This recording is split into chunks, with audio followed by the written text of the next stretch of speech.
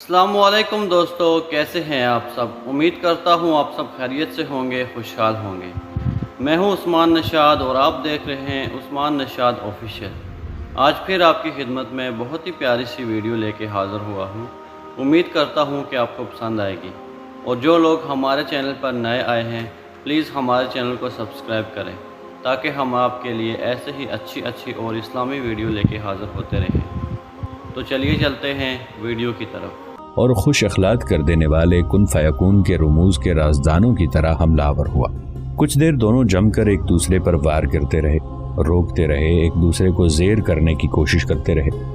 Kashgar کے اس سورما کا خیال تھا کہ شاید وہ برسک کو بہت جلد اپنے سامنے زیر کر لے گا، لیکن برسک تو اس کے سامنے تپتے صحراؤں کی سرابوں سے بھی زیادہ ہولناک، چٹانوں سے بھی زیادہ مستحکم اور مضبوط ثابت ہو رہا تھا۔ جو مقابلہ تیز ہوتا جا رہا تھا، برسک اپنے حملوں میں تیزی پیدا کرتا رہا۔ تب کاشغر کے اس سورما پر بے چارگی اور قسم پرسی چھاتی رہی، جبکہ اس کے مقابلے میں برسک منہ زور خواہشوں اور آرزوؤں کی طرح اپنے حملوں میں مزید تیزی پیدا کرتا جا رہا تھا۔ تھوڑی دیر کے مقابلے کے بعد کاشغر کے اس تیغزن کی حالت بے کیف، ویران زیست، ٹوٹے ستاروں والی بوسیدہ سارنگی اور تاریک رات کی ٹھوکروں سے بھی بدتر ہونا شروع ہو گئی تھی۔ اب وہ جارحیت کے سارے درس بھول کر اپنے آپ کو دفاع تک محدود کر چکا تھا۔ کبھی کبھی برسک جب اپنے حملوں میں مزید تیزی پیدا کرتا تو وہ اپنے دفاع کو مضبوط کرنے کے لیے پیچھے ہٹنا شروع ہو جاتا۔ ایک موقع پر اپنے تیز حملوں کے باعث برسک اسے الٹے پاؤں بھگاتا ہوا دور تک لے گیا، پھر پیچھے ہٹا اور اس کو مخاطب کر کے کہنے لگا، بدکاری کے اڈوں کے محافظ، گناہوں کے سرچشمے، ابھی تو مقابلہ اپنے عروج پر نہیں آیا، ابھی سے تیری روح کو گھٹن، تیرے دل کو دیمک لگ گئی ہے۔ اس کے ساتھ ہی طوفانی انداز میں آگے بڑھتے ہوئے برسک پھر اس پر حملہ آور ہو گیا۔ اب تابڑ توڑ اور تواتر کے ساتھ اس نے اپنی تلوار اور ڈھال اس پر برسانا شروع کر دی۔ اس کے نتیجے میں کاشغر کا وہ تیغزن لڑکھڑانے لگا۔ اس کی اس حالت سے فائدہ اٹھاتے ہوئے ایک دم برسک نے اپنی تلوار اور ڈھال اس پر برسائی۔ اس نے برسک کی ڈھال کو اپنی ڈھال پر، اس کی تلوار کو اپنی تلوار پر روکا۔ عین اسی لمحے برسک نے پاؤں کی زوردار ٹھوکر اس کے گھٹنے پر لگا دی۔ وہ اپنا توازن برقرار نہ رکھ سکا۔ اس کی تلوار اور ڈھال دونوں برسک کی تلوار اور ڈھال سے علیحدہ ہو گئیں۔ عین اسی لمحے برسک نے اپنی تلوار بلند کی، اس کے شانے پر گرائی۔ برسک کی تلوار اس کے شانے کا آہنی خود کاٹتے ہوئے خاصا گہرا زخم لگاتی چلی گئی۔ اس نے ایک درد بھری گہری سسکی لی اور زمین پر گر گیا۔ اپنی تلوار لہراتے ہوئے برسک اس کے قریب آن کھڑا ہوا اور اسے مخاطب کر کے کہنے لگا، مجروح شیطان، مقابلہ شروع ہونے سے پہلے تو شعلہ فگن آنکھوں سے گھورتے ہوئے آتش فشاں پھٹنے سے مشابہ آوازوں میں گفتگو کر رہا تھا۔ تیری چڑھتی تیوریاں جرت مندی کے جوہر کی عکاسی کرتی تھیں، تیری اینٹھی ہوئی گردن سنگین مورتیوں کی طرح تھی اور تیری زبان جہنم جیسے آتشناک الفاظ اگلتی تھی۔ بدبختی کے پیچھے دوڑنے والے، موت کے سایوں کو فراموش کرنے والے اور باطن کے حق میں فیصلہ دینے والے، اب تو زمین پر بے سد کیوں پڑا ہے؟ تیری زبان نطق سے محروم کیوں ہو چکی ہے؟ تیرے ہونٹ سل کیوں گئے ہیں؟ اٹھ، میرا مقابلہ کر اور دیکھ میں تجھے کیسے زندگی کے شبستانوں سے نکال کر قضا کی آغوش میں اتارتا ہوں۔ ظالم، ابھی تو میرے سالار اعلیٰ سے مقابلہ کرنے کی خواہش کا اظہار کرتا تھا۔ قسم خداوند قدوس کی، اگر میرا سالار اعلیٰ تیرے ساتھ انفرادی مقابلہ کرتا تو وہ عالم خود فراموشی میں تیرے خلاف ایسے باغیانہ ہنگامے کھڑے کرتا کہ تو اپنے چاروں طرف فضاؤں میں وحشت محسوس کرتا۔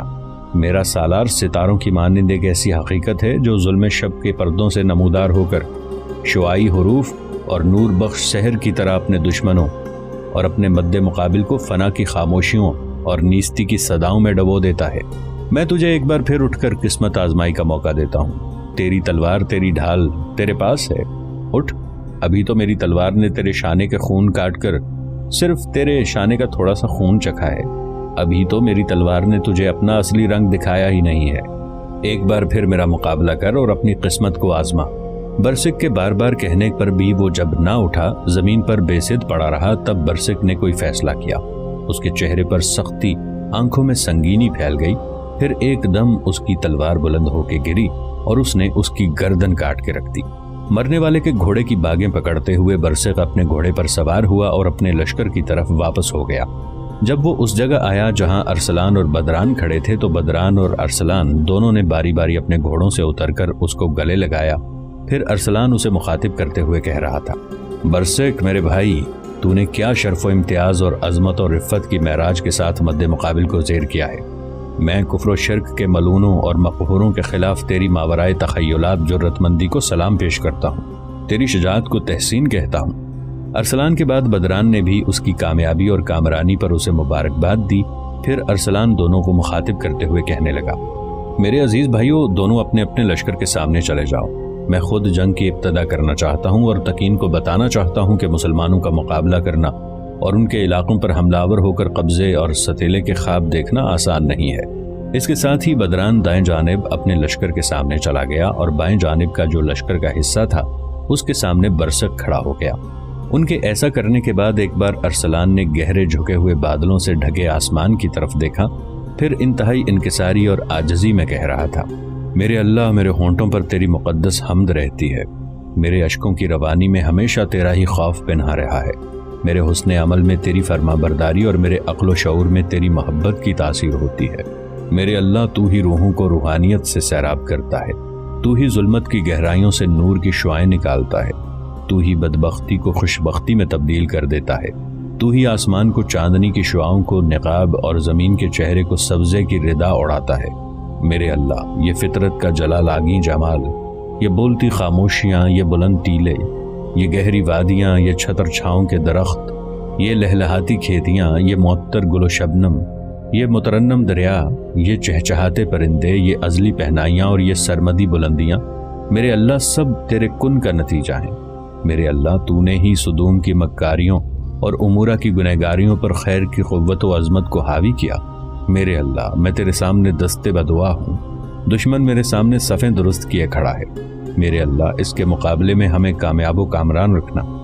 دعا مانگنے کے بعد ایک گہری نگاہ ارسلان نے اپنے سامنے دشمنوں کے لشکر پر ڈالی، پھر زوردار انداز میں اس نے کئی تکبیریں بلند کیں، اور ان تکبیروں کے جواب میں بدران، برسک کے علاوہ پورے لشکر نے کچھ ایسے انداز میں تکبیریں بلند کیں کہ پورا رن کانپ اور لرز اٹھا۔ پھر ارسلان نے اپنے کام کی ابتدا کی، اپنے لشکر کو اس نے آگے بڑھایا۔ پھر وہ قسمت کی طرح اٹل خشمناک فطرت، ٹھنڈے سانسوں میں کھولتے لاوے بھرتی اور کپڑے پھاڑتی آندھیوں کے جھکڑوں، زیست کی ہر عشرت کا عنوان، شوق کی ہر شیفتگی کے رگ رگ سے زندگی نچوڑ لینے والے قضا کے شہ سواروں کی طرح حملہ آور ہوا۔ جواب میں تکین بھی اپنے لشکر کے ساتھ مسلمانوں پر بدبختی کے سمندر اور بے راہ روی کے دہکتی آگ کی طرح حملہ آور ہوا۔ دونوں لشکروں کے اس طرح ٹکرانے سے رن کے اندر بے باک و بے اعتنا اور ہولناکیاں رقص کرنے لگیں۔ دلوں کو آزمائش، روح کو ناآشنا اسرار میں ڈالتی برف باری کی جان لیوا آندھیوں کا سما برپا ہو گیا۔ قضا کے ہیلے چار سو ناچتے ہوئے جسموں کو بے جان کرنے لگے تھے۔ مرگ کا کھیل کھیلتی فطرت فضاؤں کو تلپٹ کر دینے والی آندھیوں کی صورت اختیار کر چلی تھی۔ تکین نے اپنی طرف سے پوری کوشش کی کہ زوردار حملے کرتے ہوئے مسلمانوں کو پسپا کرنے کی کوشش کرے، لیکن وہ دنگ رہ گیا۔ اس نے اپنے لشکر کے وسط میں رہتے ہوئے یہ دیکھا تھا کہ مسلمان لشکری اس طرح اس کے لشکر پر حملہ آور ہوئے تھے جیسے زندگی کے اسرار و رموز کے رازدان ابلیسی گماشتوں پر وارد ہوتے ہیں، جیسے نیکی کے فرشتے بدی کے شیطانوں سے برسر پیکار ہو جاتے ہیں۔ اس نے یہ بھی دیکھا کہ مسلمان لشکری صرف آگے بڑھنے کا عزم رکھتے تھے، پیچھے مڑ کر دیکھنا گناہ خیال کر رہے تھے، اور انہوں نے بڑی تیزی سے اس کے لشکر کی صفوں کو کم کرنا شروع کر دیا تھا۔ تکین نے لاکھ اپنے لشکریوں کو ابھارا، چیخ چیخ کر انہیں زوردار انداز میں مسلمانوں پر حملہ آور ہونے کے لیے اکسایا، لیکن اس کا کوئی ہیلا، اس کا کوئی جتن کام نہ آیا۔ بلکہ اس کے لشکریوں نے جب دیکھا کہ ان کے لشکر کی اگلی صفیں ایک کے بعد دوسری اور دوسرے کے بعد تیسری ختم ہوتی جا رہی ہیں، اور مسلمان لشکری موت کی صورت میں ان کی اگلی صفوں کو نگلتے ہوئے لشکر کے وسطی حصے کی طرف بڑھ رہے ہیں، تب تکین نے اپنی عافیت اسی میں جانی کہ شکست قبول کرتے ہوئے بھاگ جائے۔ لہٰذا اس نے اپنے لشکریوں کو شکست و ہزیمت کا اشارہ دیا، اور یہ اشارہ ملتے ہی تکین اور اس کے لشکری میدان جنگ سے بھاگ کھڑے ہوئے۔ ارسلان، بدران اور برسق نے کچھ دور تک بڑے خوفناک انداز میں ان کا تعاقب کیا۔ جب تکین اس شاہراہ پر چڑھ گیا جو ان میدانوں سے کاشغر کی طرف جاتی تھی، تب ارسلان اپنے لشکر کو لے کر لوٹ آیا۔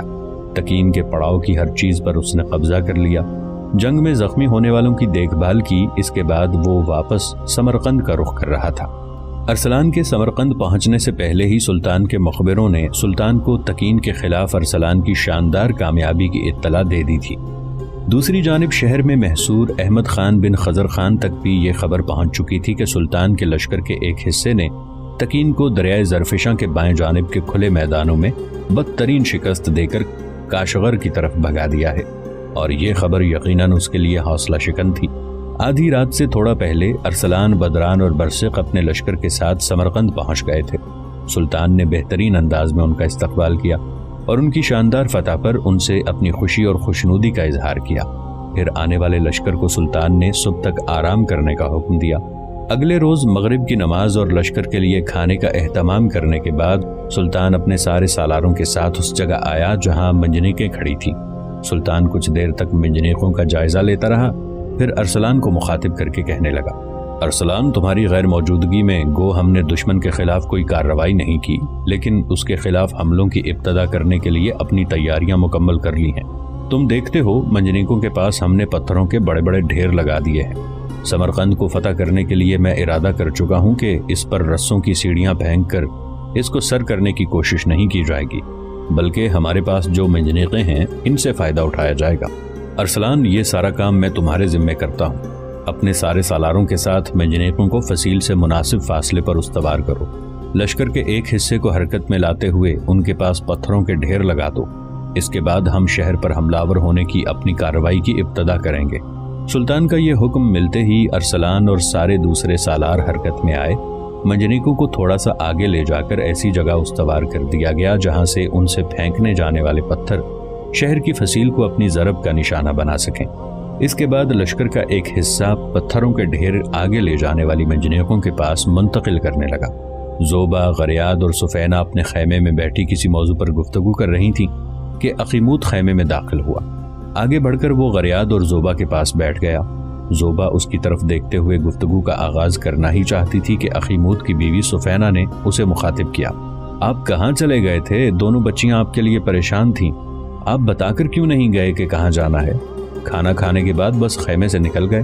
اخیموت مسکرایا اور کہنے لگا، میں واقعی تم تینوں کو بتا کے نہیں گیا۔ کھانا کھانے کے بعد دراصل میں ارسلان سے ملنے کے لیے چلا گیا تھا۔ اس سے پہلے کہ اخیموت مزید کچھ کہتا، اس کی بات کاٹتے ہوئے زوبا بول پڑی، بابا، میں نے سنا ہے امیر ارسلان رات کے پہلے حصے میں ہی اپنے لشکر کے ساتھ یہاں پہنچ گئے تھے۔ اب دیکھو سورج کیسا چڑھ آیا ہے، ابھی تک وہ ہم سے ملنے ہمارے خیمے میں نہیں آئے۔ جواب میں اخیموت مسکرایا، پھر بڑے پیارے انداز میں اس نے اپنا ہاتھ زوبا کے سر پر رکھا اور بڑی شفقت سے کہا، میری بچی، تو چونکہ ارسلان سے محبت کرتی ہے، اس کو اپنی زندگی، اپنی زیست کا محور بنا چکی ہے، لہٰذا ہمہ وقت اس کا انتظار کرتی ہے۔ لہٰذا تیرا شکوہ، تیرا گلہ اپنی جگہ درست ہے، لیکن بیٹی تو یہ بھی تو دیکھ، رات کے پہلے حصے میں ارسلان اپنے لشکر کے ساتھ تھکا ہارا آیا ہے۔ سلطان نے پورے لشکر کو آرام کرنے کا حکم دیا اور صبح کھانے کے بعد سلطان اپنے سارے سالاروں کو منجنیقوں کے پاس لے گیا اور میں وہاں اب ارسلان سے مل کر آیا ہوں۔ ارسلان منجنیقوں کو شہر پناہ کے اس قدر قریب لے گیا ہے کہ جہاں سے شہر کی فصیل پر پتھر برسائے جا سکیں، اور اب وہ شہر کے اس حصے کی نگرانی کر رہا ہے جو پتھروں کو اٹھا کر ذرا آگے منجنیقوں کے پاس ڈھیر کر رہے ہیں۔ اب بولو، تجھے ارسلان سے کیا شکوہ، کیا شکایت ہے؟ میں سمجھتا ہوں اسے ایک لمحے کی بھی فرصت نہیں ہے۔ اگر اسے فرصت ہوتی تو یقیناً تم سے ملنے کے لیے آتا۔ میری بیٹی، میں جانتا ہوں تم صرف اسے نہیں چاہتی، وہ بھی تم سے محبت کرتا ہے۔ بیٹی، میں جانتا ہوں یہ محبت زندگی سے لطف اندوز ہونے والے دل کے پاک خیالات کو وسیع کرنے کے سلیقے بھی سکھاتی ہے، ناآشنا نگاہوں تک کو ایک طلسماتی ادراک دیتی ہے۔ وہاں یہ شاعروں کے منظر کو تراشتے رینگتے جذبات کی شدت و سختی اور مقاصد حاصل کرنے کے لیے کسی ادیب کی تحریر کے اسرار کا تکلیف دہ انکشافاتی عمل بھی رکھتی ہے۔ بے شک محبت رات کے تنہائی پسندوں کی رفیق اور پردیسیوں کی انیس ہے۔ دراصل بیٹی، محبت کے اسرار و عجائب صحرائی پہنائیوں کی طرح انوکھے ہوتے ہیں۔ اس میں کوئی شک نہیں کہ تیری روح عقیدت کے لیے ارسلان کا انتخاب کر چکی ہے۔ تیرے الفاظ میں اس سے وارفتگی کی خوشبو آتی ہے، اور کسی کی محبت میں انتظار قبروں کی خاموشی اور تنہائی کے دردناک عذاب سے بھی زیادہ بدتر ہوتا ہے۔ مگر سن میری بیٹی، محبت جہاں روحوں کی تسکین اور دلوں کے لیے نعمتوں کی سی آسودگی کا باعث بنتی ہے، وہاں محبت صدق ایثار اور وفا بھرے جذبوں، چہروں کی اداسی اور آنکھوں کی تھکن سے بھی بے نیاز انتظار مانگتی ہے۔ میری بیٹی، اگر سلطان ارسلان اور سارے سالاروں کو منجنیقوں کے پاس نہ بلاتا تو ارسلان یقیناً فجر کی نماز ادا کرنے اور کھانا کھانے کے بعد جو سب سے پہلا کام کرتا وہ یقیناً تمہارے خیمے میں تم سے ملنے کا ہوتا۔ اخیموت کی اس گفتگو سے کسی قدر زوبا مطمئن ہو گئی۔ سفینہ اور غریات بھی خوش دکھائی دے رہی تھیں۔ پھر گفتگو کو آگے بڑھاتے ہوئے زوبا کہنے لگی، بابا کیا آپ سے ان کی ملاقات ہوئی ہے؟ اگر ہوئی ہے تو انہوں نے کچھ کہا؟ اخیموت نے ہلکا سا ایک قہقہ لگایا اور کہنے لگا، میں دیکھتا ہوں ارسلان کی محبت میں کبھی کبھی اپنے کہے ہوئے جملے یا میری پہلے سے کہی ہوئی باتیں فراموش کر دیتی ہو۔ میں تمہیں بتا چکا ہوں، میں اس سے مل کر آیا ہوں، میری اس سے گفتگو ہوئی ہے، اس نے تمہارے متعلق بھی پوچھا ہے، تمہارا احوال ایک بار نہیں کئی بار پوچھا ہے۔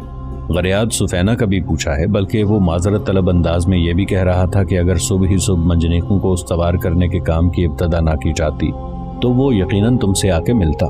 اخیموت کی طرف بڑے غور سے دیکھتے ہوئے زوبا پھر بول پڑی، کیا آپ نے انہیں کاشغر کے بادشاہ کے بھائی تکین کے خلاف شاندار فتح پر مبارکباد دی ہے؟ بالکل دی ہے، اپنی طرف سے بھی اور تم تینوں کی طرف سے بھی، مسکراتے ہوئے اخیموت نے کہا۔ زوبا نے پھر کچھ سوچا اور کہنے لگی، بابا اب یہاں سمرقند سے باہر کیا ہونے والا ہے؟ مسکراتے ہوئے اخیموت نے کندھے اچکائے، پھر کہنے لگا، بیٹی ہونا کیا ہے، بس سلطان کو ارسلان، بدران اور برسک کی واپسی کا انتظار تھا۔ وہ چونکہ رات کے پہلے حصے میں لوٹ آئے ہیں، لہٰذا اب شہر پر حملہ آور ہونے کی ابتدا ہو جائے گی۔ میں جس وقت ارسلان سے مل کر آیا تو لشکر کی منجنیقوں کو فصیل کے قریب لے جا کر استوار کیا جا چکا ہے اور ان کے قریب پتھروں کے ڈھیر لگائے جا رہے تھے۔ میرے خیال میں تھوڑی دیر تک شہر پر حملوں کی ابتدا کی جائے گی اور شہر پر حملوں کی شروعات منجنیقوں کے ذریعے سنگ باری سے کی جائے گی۔ تھوڑی دیر تک خاموش رہ کر زوبا نے کچھ سوچا، پھر اس کے بعد اخیموت کو مخاطب کرتے ہوئے وہ بول پڑی، بابا کیا خیمے سے باہر نکل کر ہم اپنے لشکر کے سمرقند پر حملہ آور ہونے کا منظر دیکھ سکیں گے؟ اخیموت مسکرایا، بڑے پیارے انداز میں اس نے زوبا کے سر پر ہاتھ پھیرا، پھر کہنے لگا، میری بیٹی کیوں نہیں دیکھ سکیں گے؟ پڑاؤ کے اندر جس قدر بچے، بوڑھے، عورتیں ہیں، وہ سب اپنے خیموں سے باہر نکل کر سلطان اور اس کے سالاروں کے سمرقند پر حملہ آور ہونے کی تیاریوں کو دیکھ رہے ہیں۔ اس پر زوبا فوراً کھڑی ہو گئی، کہنے لگی، تو پھر ہم بھی خیمے سے باہر کھڑے ہو کر یہ سارا منظر دیکھتے ہیں۔ اخیموت نے اس سے اتفاق کیا، پھر چاروں خیمے سے باہر آ کر کھڑے ہو گئے۔ جس وقت سمرقند کی فصیل کے قریب سلطان کے حکم پر منجنیقیں استوار کرنے کے احکامات کے بعد ان کے قریب پتھروں کے ڈھیر لگائے جا رہے تھے، اسی وقت سمرقند کا حاکم احمد خان فصیل کے ایک برج میں نمودار ہوا۔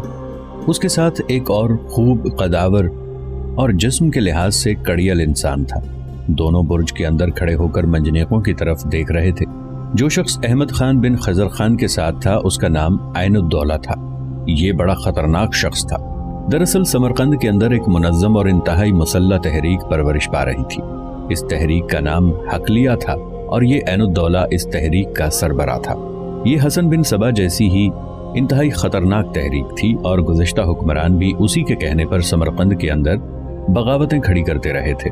پہلے اس حقلیہ نام کی تحریک کی اتنی طاقت و قوت نہیں تھی، لیکن آہستہ آہستہ عین الدولہ نے اپنی اس تحریک میں ہزاروں مسلح جوانوں کو جمع کر لیا جو اس کے ایک اشارے پر کٹ مرنے کے لیے تیار ہو جاتے تھے۔ اس طرح جہاں حسن بن صبا نے مسلمانوں کے خلاف ایک بڑی تحریک چلانے کی کوشش کی، وہیں سمرقند میں بھی حقلیہ کی تحریک پرورش پا چکی تھی۔ احمد خان بن خضر خان بڑے پریشان کن انداز میں منجنیقوں کی طرف دیکھ رہا تھا۔ احمد خان بن خضر خان بڑے پریشان کن انداز میں منجنیقوں کی طرف دیکھ رہا تھا۔ عین الدولہ کچھ دیر اس کی بدلتی ہوئی حالت کا جائزہ لیتا رہا، پھر اس کے شانے پر ہاتھ رکھا اور اسے تسلی دینے کے انداز میں مخاطب کر کے کہنے لگا، احمد خان پریشان ہونے کی کوئی خاص ضرورت نہیں ہے۔ تم جانتے ہو میں اپنی تحریک کو کافی حد تک منظم کر چکا ہوں، پھر بھی مجھے اس کو عروج تک پہنچانے کے لیے کچھ وقت چاہیے، اور جب میں اپنی اس حقلیہ نام کی تحریک کو عروج پر لے آؤں گا اور سمرقند میں سلجوقیوں کے خلاف بغاوت کھڑی کروں گا تو میں تمہیں یقین دلاتا ہوں کوئی بھی سلجوقی مجھے زیر کر کے سمرقند میں داخل نہیں ہو سکے گا۔ میں دیکھتا ہوں تیرے چہرے پر پریشانیوں کی پرچھائیاں ہیں۔ اگر تو ملک شاہ سلجوقی کی منجنیقوں کو دیکھ کر خوفزدہ ہو گیا ہے تو تھوڑی دیر تک یہ پتھر برسائیں گی اور سمرقند کی فصیل کو توڑ دیں گی۔ اس کے بعد سلطان اپنے لشکر کے ساتھ سمرقند میں داخل ہوگا، تو اس میں اتنا فکر مند ہونے کی کیا ضرورت ہے؟ دیکھو، اس سے پہلے بھی سمرقند میں بغاوت کرنے والے گرفتار ہوتے رہے ہیں اور معافی مانگنے کے بعد سلطان انہیں معاف کر دیتا رہا ہے۔ تو جانتا ہے ملک شاہ سلجوقی بڑا رحم دل حکمران ہے، ان لوگوں کی بڑی قدر کرنے والا ہے جن لوگوں کو اس شہر کا حاکم مقرر کرتا ہے۔ اس موقع پر میں تمہیں 2 نصیحتیں کرتا ہوں۔ پہلی یہ کہ اگر ان منجنیقوں کے ذریعے سلطان شہر کی فصیل کو گرانے میں کامیاب ہو جاتا ہے اور وہ اپنے لشکر کے ساتھ شہر میں داخل ہو کر ہمیں شکست دے دیتا ہے تو کسی نہ کسی طرح شہر پناہ کے کسی دروازے سے بھاگ کر جان بچانے کی کوشش کرنا، اور اگر تمہیں گرفتار کر لیا جائے اور بھاگنے کا موقع نہیں ملتا تو پھر سلطان کی خدمت میں حاضر ہو کر بڑی عاجزی اور انکساری کے ساتھ اپنی غلطیوں کی معافی مانگ لینا۔ میں تمہیں یقین دلاتا ہوں اگر تم ایسا کرو گے تو سلطان تمہیں معاف کرتے ہوئے سمرقند کی ولایت پر بحال کر دے گا، اسی میں تمہاری بھلائی ہے۔ اب میری دوسری نصیحت سنو جو پہلے سے زیادہ اہم اور منفعت بخش ہے۔ احمد خان، اول تو مجھے امید ہے سلطان کے ہاتھوں شہر فتح نہیں ہوگا، اگر ہوگا تو تمہیں کسی نہ کسی طرح بھاگ جانے کا موقع مل جائے گا۔ اگر تم گرفتار ہو گئے تو گڑ گڑا کر سلطان سے اپنے رویے کی معافی مانگ لینا، میرا دل کہتا ہے وہ تمہیں معاف کر کے سمرقند کی ولایت پر بحال کر دے گا۔ اس دوران ایک ضروری بات ذہن میں رکھنا، وہ یہ کہ جب تمہیں سلطان کے سامنے پیش کیا جائے تو کسی بھی صورت اس کے سامنے میرا اور میری خفیہ تنظیم حقلیہ کا ذکر نہ کرنا۔ اس طرح سلطان میری تنظیم کے خلاف حرکت میں آئے گا اور مکمل طور پر اس کا خاتمہ کر دے گا۔ ایسی صورت میں سمرقند کی حکومت مستحکم کرنے کے لیے میں کچھ نہیں کر سکوں گا۔ عین الدولہ کو کہتے کہتے رک جانا پڑا، اس لیے کہ عین اسی وقت سلطان کے لشکر کی طرف سے منجنیقوں نے شہر کی فصیل پر آزمائشی پتھروں کی ابتدا کی تھی تاکہ نشانے کو ہدف پر درست کرتے ہوئے شہر کی فصیل پر سنگ باری کی ابتدا کی جائے۔ اس موقع پر عین الدولہ نے بڑے غور سے احمد خان کی طرف دیکھا، وہ بڑا فکرمند اور پریشان تھا۔ عین الدولہ نے اس کی ہمت بڑھاتے ہوئے کہنا شروع کیا، تمہارا رنگ کیوں اڑتا جا رہا ہے؟ ایسی کوئی بات نہیں ہے۔ احمد خان اپنے جذبات کو چھپاتے ہوئے کہہ رہا تھا، ایسی بات ہے، میں دیکھتا ہوں تم پریشان ہو رہے ہو۔ میں تمہیں یقین دلاتا ہوں کہ سلطان تمہارے خلاف کوئی تادیبی کارروائی نہیں کرے گا، بلکہ عاجزی سے معافی مانگنے پر معاف کر دے گا۔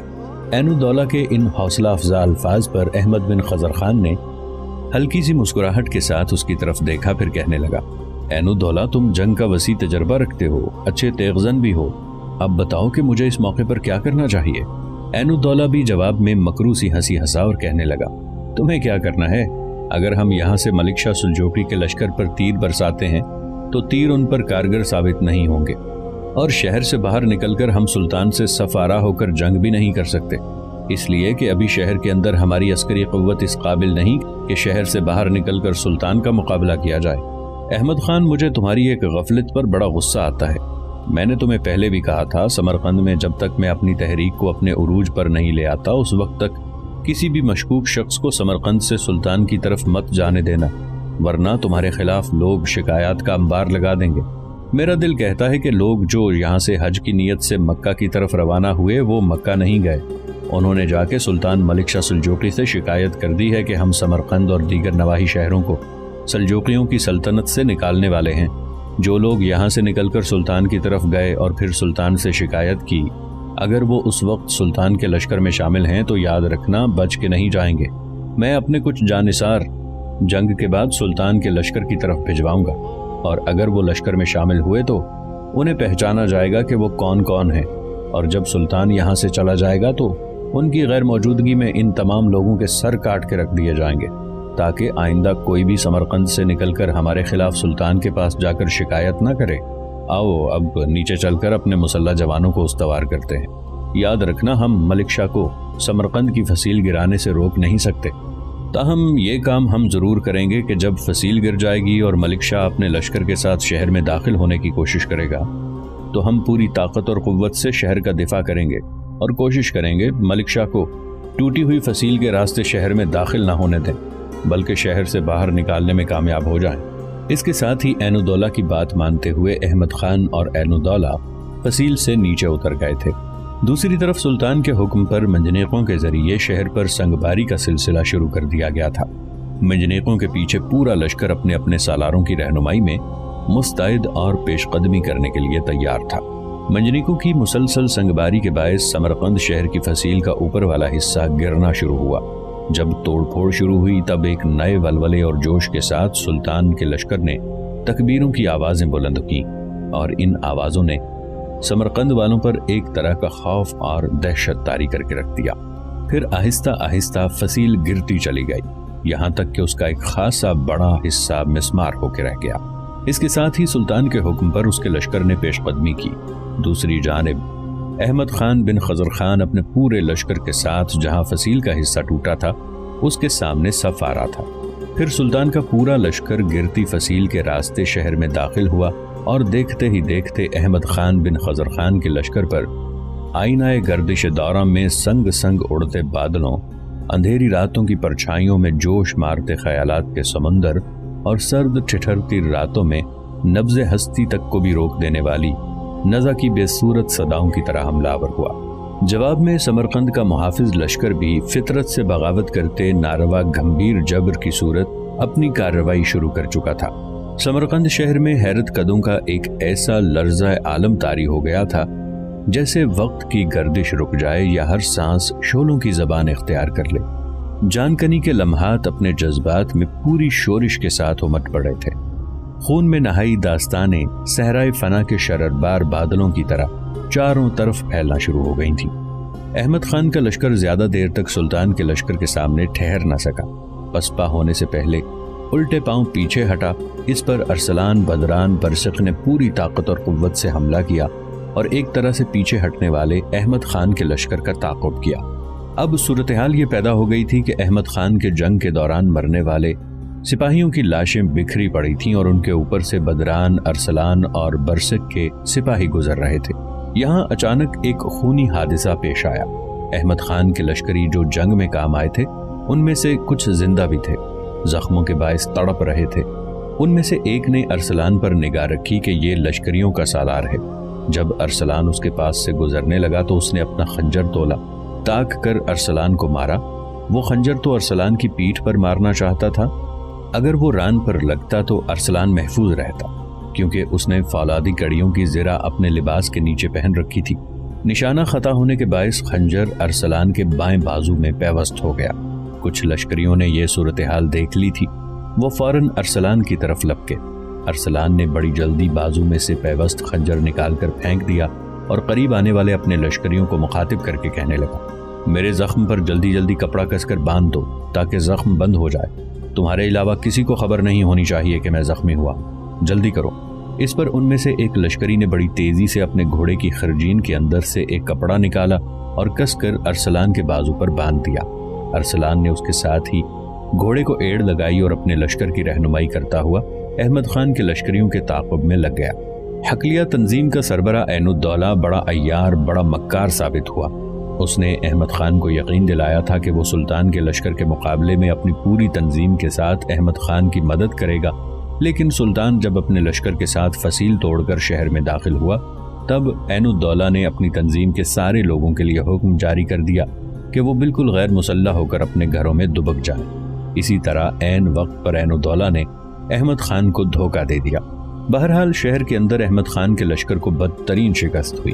احمد خان نے شہر سے بھاگ کر اپنی جان بچانے کی کوشش کی، لیکن اس کی بدقسمتی کہ ایک لشکری جو اسے شکل سے پہچانتا تھا اور اس نے اسے بھاگتے ہوئے دیکھ لیا تھا، تعاقب کر کے اس نے اسے پکڑ لیا اور سلطان کے سامنے لا کر پیش کیا۔ اس وقت تک جنگ ختم ہو چکی تھی۔ احمد خان کے بچے کچے لشکر نے ہتھیار ڈال کر معافی مانگ لی تھی۔ سلطان ملک شاہ سلجوقی تھوڑی دیر تک بڑے غور سے احمد خان کو دیکھتا رہا، پھر اسے مخاطب کر کے کہا، تو کیسا غیر ذمہ دار انسان ہے؟ تجھے سمرقند کا والی بنایا گیا اور بغاوت کرنے کے لیے تو نے شہر کے لوگوں کو شب کے سکوت، شام کی اداسیوں اور رات کے اجاڑ پن میں چھپا بھاگ رہا تھا۔ تمہاری بدقسمتی کہ میرے ایک لشکری نے جو تمہیں شکل سے جانتا تھا تمہیں بھاگتے ہوئے دیکھ لیا اور پکڑ کر میرے پاس لے آیا۔ احمد خان، تم جیسے خدائی قانون کو ساقط کرنے والے آغاز اول سے دامان ابد تک تم جیسے ساکنان گم کردہ راہ بدبختی کے ہذیان اور سرسام ہی میں پڑے رہتے ہیں۔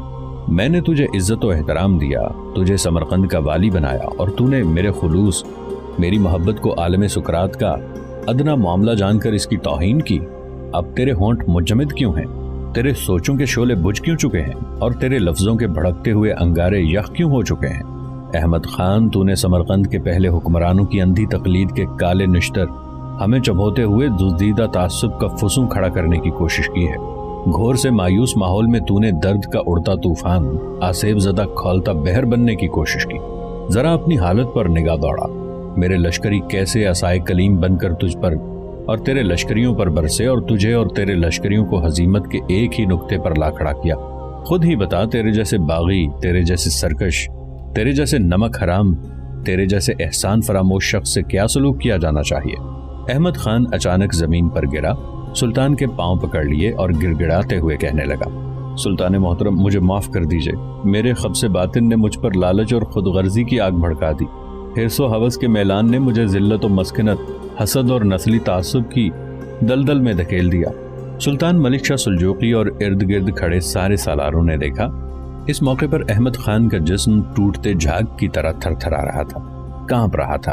फिर सुल्तान ने तहक्कुमाना अंदाज में उसे मुखातिब किया, मेरे पांव को छोड़कर खड़े हो जाओ। हुक्म की तामील करते हुए अहमद खान फौरन खड़ा हो गया। सुल्तान ने उसे मुखातिब किया, खुदावंद तेरी कोताहियों, तेरी कोताह दस्तियों को माफ करे। याद रखना कि हवस भरी ख्वाहिश इंसान को जीने देती है न मरने, रेत की प्यास की तरह बस बढ़ती चली जाती है। समरकंद शहर पर हमला आवर होते वक्त मैंने अपने दिल में फैसला किया हुआ था कि तुझे शिकस्त देने के बाद अपनी तलवार से तेरी गर्दन काटूंगा, इसलिए कि तूने मेरे एतमाद को धोखा दिया। मैंने तुझे समरकंद का वाली बनाया और तू मेरे सामने बागी और सरकश बनकर सामने आ गया। लेकिन अब जब कि तू मेरे पांव पड़कर माफी मांग चुका है तो मैं तुझे कत्ल करना नहीं चाहता। ये तुम्हारी पहली बगावत और सरकशी है, इस बिना पर मैं तुम्हें माफ कर देता हूँ, लेकिन आज के बाद तुझे किसी शहर का हाकिम मुकर्रर नहीं किया जाएगा, बल्कि तुम मेरे मरकजी शहर में एक आम आदमी की हैसियत से जिंदगी बसर करोगे। इसके बाद सुल्तान ने उसे अपने मरकज की तरफ रवाना कर दिया। अहमद खान को चूंकि जंग का तसलसल खत्म होने के साथ ही एक लश्करी ने पकड़ा था, उसे सुल्तान के सामने पेश कर दिया था, लिहाजा सुल्तान अपने अतराफ का जायजा न ले सका। अहमद खान के वहां से हटाने के बाद जब उसने इधर उधर देखा तो अरसलान सुल्तान के पास नहीं था। बरसिक और बदरान वहां खड़े थे। कुछ दूसरे सालार भी बरसिक और बदरान के दाएं बाएं खड़े थे। इस मौके पर सुल्तान ने कुछ सोचा, फिर बदरान की तरफ देखकर कहने लगा, बदरान, ये अरसलान कहाँ है? और मैं देखता हूँ उस्मान जख भी नहीं है, खैरियत तो है? बदरान ने इस मौके पर एक लंबा सांस लिया और कहने लगा, सुल्तान मोहतरम, दरअसल बात यह है कि जिस वक्त अहमद खान के लश्कर को शिकस्त हुई और हम उसके लश्करियों का ताक़ुब कर रहे थे, अहमद खान के एक लश्करी ने जो ज़मीन पर ज़ख्मी हालत में गिरा पड़ा हुआ था, उसने एक खंजर निकाला और ताक कर अरसलान को दे मारा। उसका खंजर अरसलान के बाजू में पेवस्त हो गया था। खासा जख्म आया है, लेकिन ताक़ुब के दौरान अरसलान ने एक लश्करी से कहकर अपने बाजू पर पट्टी बंधवा ली थी और ताक़ुब में हिस्सा लेता रहा। सुल्तान मोहतरम, इस वक्त वो शहर की फसील की जो सीढ़ियाँ हैं उस पर लेटा हुआ है। लश्कर के तबीब उसका जख्म साफ करके मरहम पट्टी कर रहे हैं। उस्मान जग को भी उसने अपने पास ही रोक लिया है। मुझे बरसिक और दीगर सालारों को आपकी तरफ भेज दिया है। सुल्तान मोहतरम, अरसलान ने बड़ी सख्ती से हमें कहा था कि हम उसके जख्मी होने की इत्तला आपको न दें, सिर्फ इतना कह दें कि उसके हिस्से के लश्कर के कुछ लश्करी ज़्यादा जख्मी हुए हैं और वो उनकी देखभाल कर रहा है। इस पर सुल्तान ने बड़ी नापसंदीदगी का इजहार किया, अपनी जगह पर उठ खड़ा हुआ और बदरान और बरसिक दोनों की तरफ देखते हुए कहने लगा, मुझे तुम दोनों का ये फेल अच्छा नहीं लगा। तुम दोनों उसके दस्ते रास्त हो, मेरे सालारों में अरसलान के बाद सबसे आला व अरफा हो। जिस वक्त वो जख्मी हुआ था उसी वक्त मुझे उसके जख्मी होने की इत्तला दी जानी चाहिए थी। अब वो फसील की सीढ़ियों पर बैठा जख्म की मरहम पट्टी करा रहा है और हम यहाँ उसकी तकलीफ, उसके जख्मी होने से बेखबर अपनी बातों में मसरूफ हैं। बदरान, इस अहमद खान बिन खजर खान से मुलाकात मैं बाद में भी कर सकता था, पहले हमें अरसलान की देखभाल करनी चाहिए थी। चलो मेरे साथ। इसके साथ ही बदरान, बरसिक और दीगर सालारों के साथ सुल्तान समरकंद की शहरपनाह की सीढ़ियों की तरफ बढ़ गया। एक जगह जब बदरान और बरसिक रुक गए तो सुल्तान ने देखा सामने सीढ़ियों पर अरसलान लेटा हुआ था। सुल्तान के सालार उस्मान जक ने उसका बाजू पकड़ रखा था और वो तबीब से बाजू पर जख्म पट्टी करवा रहा था। सुल्तान थोड़ी देर तक वहां खड़ा रहा। जब तबीब पट्टी बांधने के बाद पीछे हटा तब सुल्तान आगे बढ़ा। उसे देखते ही अरसलान उठ बैठा। फिर जब सुल्तान को देखते ही उसने खड़ा होना चाहा तो सुल्तान ने आगे बढ़कर उसके शाने पर हाथ रख दिया। सुल्तान उसके करीब ही बैठ गया। फिर बड़ी शफकत से उसे मुखातिब करके कहने लगा, अरसलान मेरे बेटे, मुझे तुम्हारा ये तरीक़ेकार पसंद नहीं आया। मुझे बताया गया है कि जिस वक्त हमारे हाथों समरकंद के लश्कर को शिकस्त हुई थी और हमने ताक़ुब किया था तो ताक़ुब के दौरान तुम जख्मी हो गए थे। अगर ऐसा हुआ था तो तुम्हें ताक़ुब में हिस्सा नहीं लेना चाहिए था। तुमने अपनी ज़ात के साथ ज़्यादती की और फिर तुमने ये क्या हमाकत की कि यहाँ फसील की सीढ़ियों पर आकर लेट गए और तबीब से जख्म की मरहम पट्टी कराने लगे। बेटे, मुझे ये फेल अच्छा नहीं लगा। कम से कम तुम्हें अपने जख्मी होने की इत्तला मुझे करनी चाहिए थी। میں خود تمہاری مرہم پٹی کا اہتمام کرتا، الٹا تم نے برسق اور بدران سے یہ بھی کہہ دیا کہ مجھے تمہارے زخمی ہونے کی اطلاع نہ دی جائے، اور یہاں آ کر تم چوری چھپے پٹی کراتے رہے۔ یہاں تک کہنے کے بعد سلطان رک گیا، آسمان کی طرف دیکھا، اس لیے کہ گزشتہ روز سے جو گہرے بادل بنے ہوئے تھے اس کے رد عمل کے طور پر ہلکی ہلکی برف باری شروع ہو گئی تھی۔ پھر آہستہ آہستہ برف باری تیزی اختیار کرنے لگی۔ سلطان اپنی جگہ سے اٹھ کھڑا ہوا اور بدران کی طرف دیکھتے ہوئے کہنے لگا، بدران کچھ جوانوں کو بلاؤ، ارسلان کو اٹھا کر خیمہ گاہ میں لے جاؤ۔ اس پر ارسلان اٹھ کھڑا ہوا اور سلطان کی طرف دیکھتے ہوئے کہنے لگا، سلطان محترم ایسا کرنے کی ضرورت نہیں ہے، میرا زخم کوئی اتنا بڑا نہیں ہے کہ میں چل پھر نہ سکوں، بازو پر زخم ہے، میری ٹانگیں ٹھیک ہیں، اس زخم کے علاوہ مجھے کہیں اور زخم نہیں ہے، میں اپنے گھوڑے پر بیٹھ کر اپنی خیمہ گاہ کی طرف جا سکتا ہوں۔ اس موقع پر سلطان نے قریب کھڑے طبیب کی طرف دیکھا اور کہنے لگا، تم نے زخم کی مرہم پٹی کی ہے، زخم کیسا ہے؟ طبیب نے ایک گہری نگاہ ارسلان پر ڈالی اور سلطان کی طرف دیکھتے ہوئے کہنے لگا، سلطان محترم یہ خنجر کا گہرا گھاؤ ہے، مندمل ہونے میں کچھ دن لے گا، بہرحال میں نے زخم صاف کر کے مرہم لگا دیا ہے، چند یوم تک ٹھیک ہو جائے گا۔ پھر ارسلان کے کہنے پر بدران اس کا گھوڑا قریب لے آیا، کسی کی مدد کے بغیر ارسلان اپنے گھوڑے پر ہو بیٹھا، سلطان اور دیگر سالار بھی اپنے گھوڑوں پر سوار ہوئے۔ پھر سلطان نے برسق اور بدران کی طرف دیکھتے ہوئے کہنا شروع کیا، بدران لشکر کے ایک حصے کو شہر میں ہی رکھ کر تم اور برسق دونوں شہر کا نظم و نسق اپنے ہاتھ میں لو، اب بھی کوئی شہر کے گلی کوچوں میں مزاحمت کرتا ہے تو اس کو کچل کے رکھ دو، باقی لشکر سے کہو کہ خیمہ گاہ میں جا کے آرام کریں۔ اس کے ساتھ ہی ارسلان، سلطان اور عثمان جق کچھ سالاروں کے ساتھ شہر سے نکلے خیمہ گاہ میں داخل ہوئے۔ ارسلان کو اس کے خیمے میں لایا گیا، سلطان اور عثمان جق اس کے ساتھ تھے۔ سلطان نے خیمے کا جائزہ لیا، پھر عثمان کو مخاطب کر کے کہنے لگا، عثمان، بدران اور برسق کو میں نے شہر کے انتظام کی ذمہ داری سونپی ہے، ارسلان کی دیکھ بھال میں تمہارے ذمہ لگاتا ہوں۔ سلطان مزید کچھ کہنا چاہتا تھا کہ ارسلان فوراً بول پڑا، سلطان محترم اس کی ضرورت نہیں ہے، میں آپ سے کہہ چکا ہوں، زخم اتنا گہرا نہیں ہے، میں اپنے روزمرہ کے کام کاج کر سکتا ہوں، زخم میں تھوڑی سی ٹیس ہے، طبیب نے جو مرہم لگایا ہے اس سے تھوڑی دیر بعد آرام آ جائے گا اور میں بالکل پرسکون ہو جاؤں گا۔ عثمان جگ کو میرے پاس رہنے کی ضرورت نہیں ہے، بلکہ میں اس سے کہوں گا کہ یہ لشکرگاہ میں جائے اور زخمیوں کی دیکھ بھال کرے۔ ارسلان کے ان الفاظ پر سلطان مسکرا دیا اور عثمان کی طرف دیکھ کر کہنے لگا، عثمان تم ایسا کرو، کچھ آدمیوں کو بلا کر یہاں ارسلان کے پاس آگ روشن کروا دو تاکہ خیمہ گاہ گرم رہے اور اس کے زخم میں تکلیف کم ہو۔ باہر برف باری شروع ہو گئی ہے، سردی بڑھ جائے گی، ایسا کرنے کے بعد تم میرے ساتھ چلو، میں اور تم دونوں جو لوگ زخمی ہوئے ہیں ان کی دیکھ بھال کرتے ہیں۔ ارسلان کے خیمے میں آگ روشن کروانے کے بعد کسی کو بھیجو کہ وہ اخیموت اور اس کے اہل خانہ کو ارسلان کے زخمی ہونے کی اطلاع کریں تاکہ وہ یہاں خیمے میں آ کر اس کی دیکھ بھال کر سکیں۔ میرے خیال میں ارسلان کا زخم ہفتوں میں ٹھیک ہونا ہے، تو اگر زوبا اس کے پاس رہے تو زخم دنوں میں ٹھیک ہو جائے گا۔ سلطان کے ان الفاظ پر ارسلان مسکرا دیا۔ عثمان جخ بھی معاملے کو سمجھتے ہوئے مسکرا رہا تھا۔ پھر عثمان باہر نکلنا ہی چاہتا تھا کہ عین اسی لمحے خیمے میں اخیموت داخل ہوا۔ سلطان نے اس کی طرف دیکھا اور کہنے لگا، اخیموت تم بڑے وقت پر آئے ہو، میں کسی کو تمہاری طرف بھجوانے ہی لگا تھا۔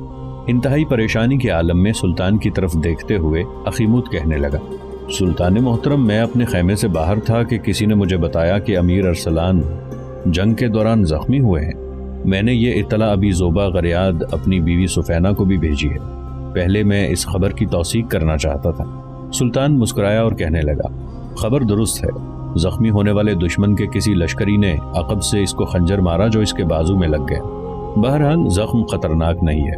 اب تم ہی آئے ہو تو ایک کام کرو، اپنے خیمے میں واپس جا کر زوبا غریاد اور سفینہ تینوں کو یہاں لے آؤ۔ اتنی دیر تک عثمان کچھ لشکریوں کے ذمے یہ کام لگاتا ہے کہ وہ یہاں ارسلان کے خیمے میں آگ روشن کریں۔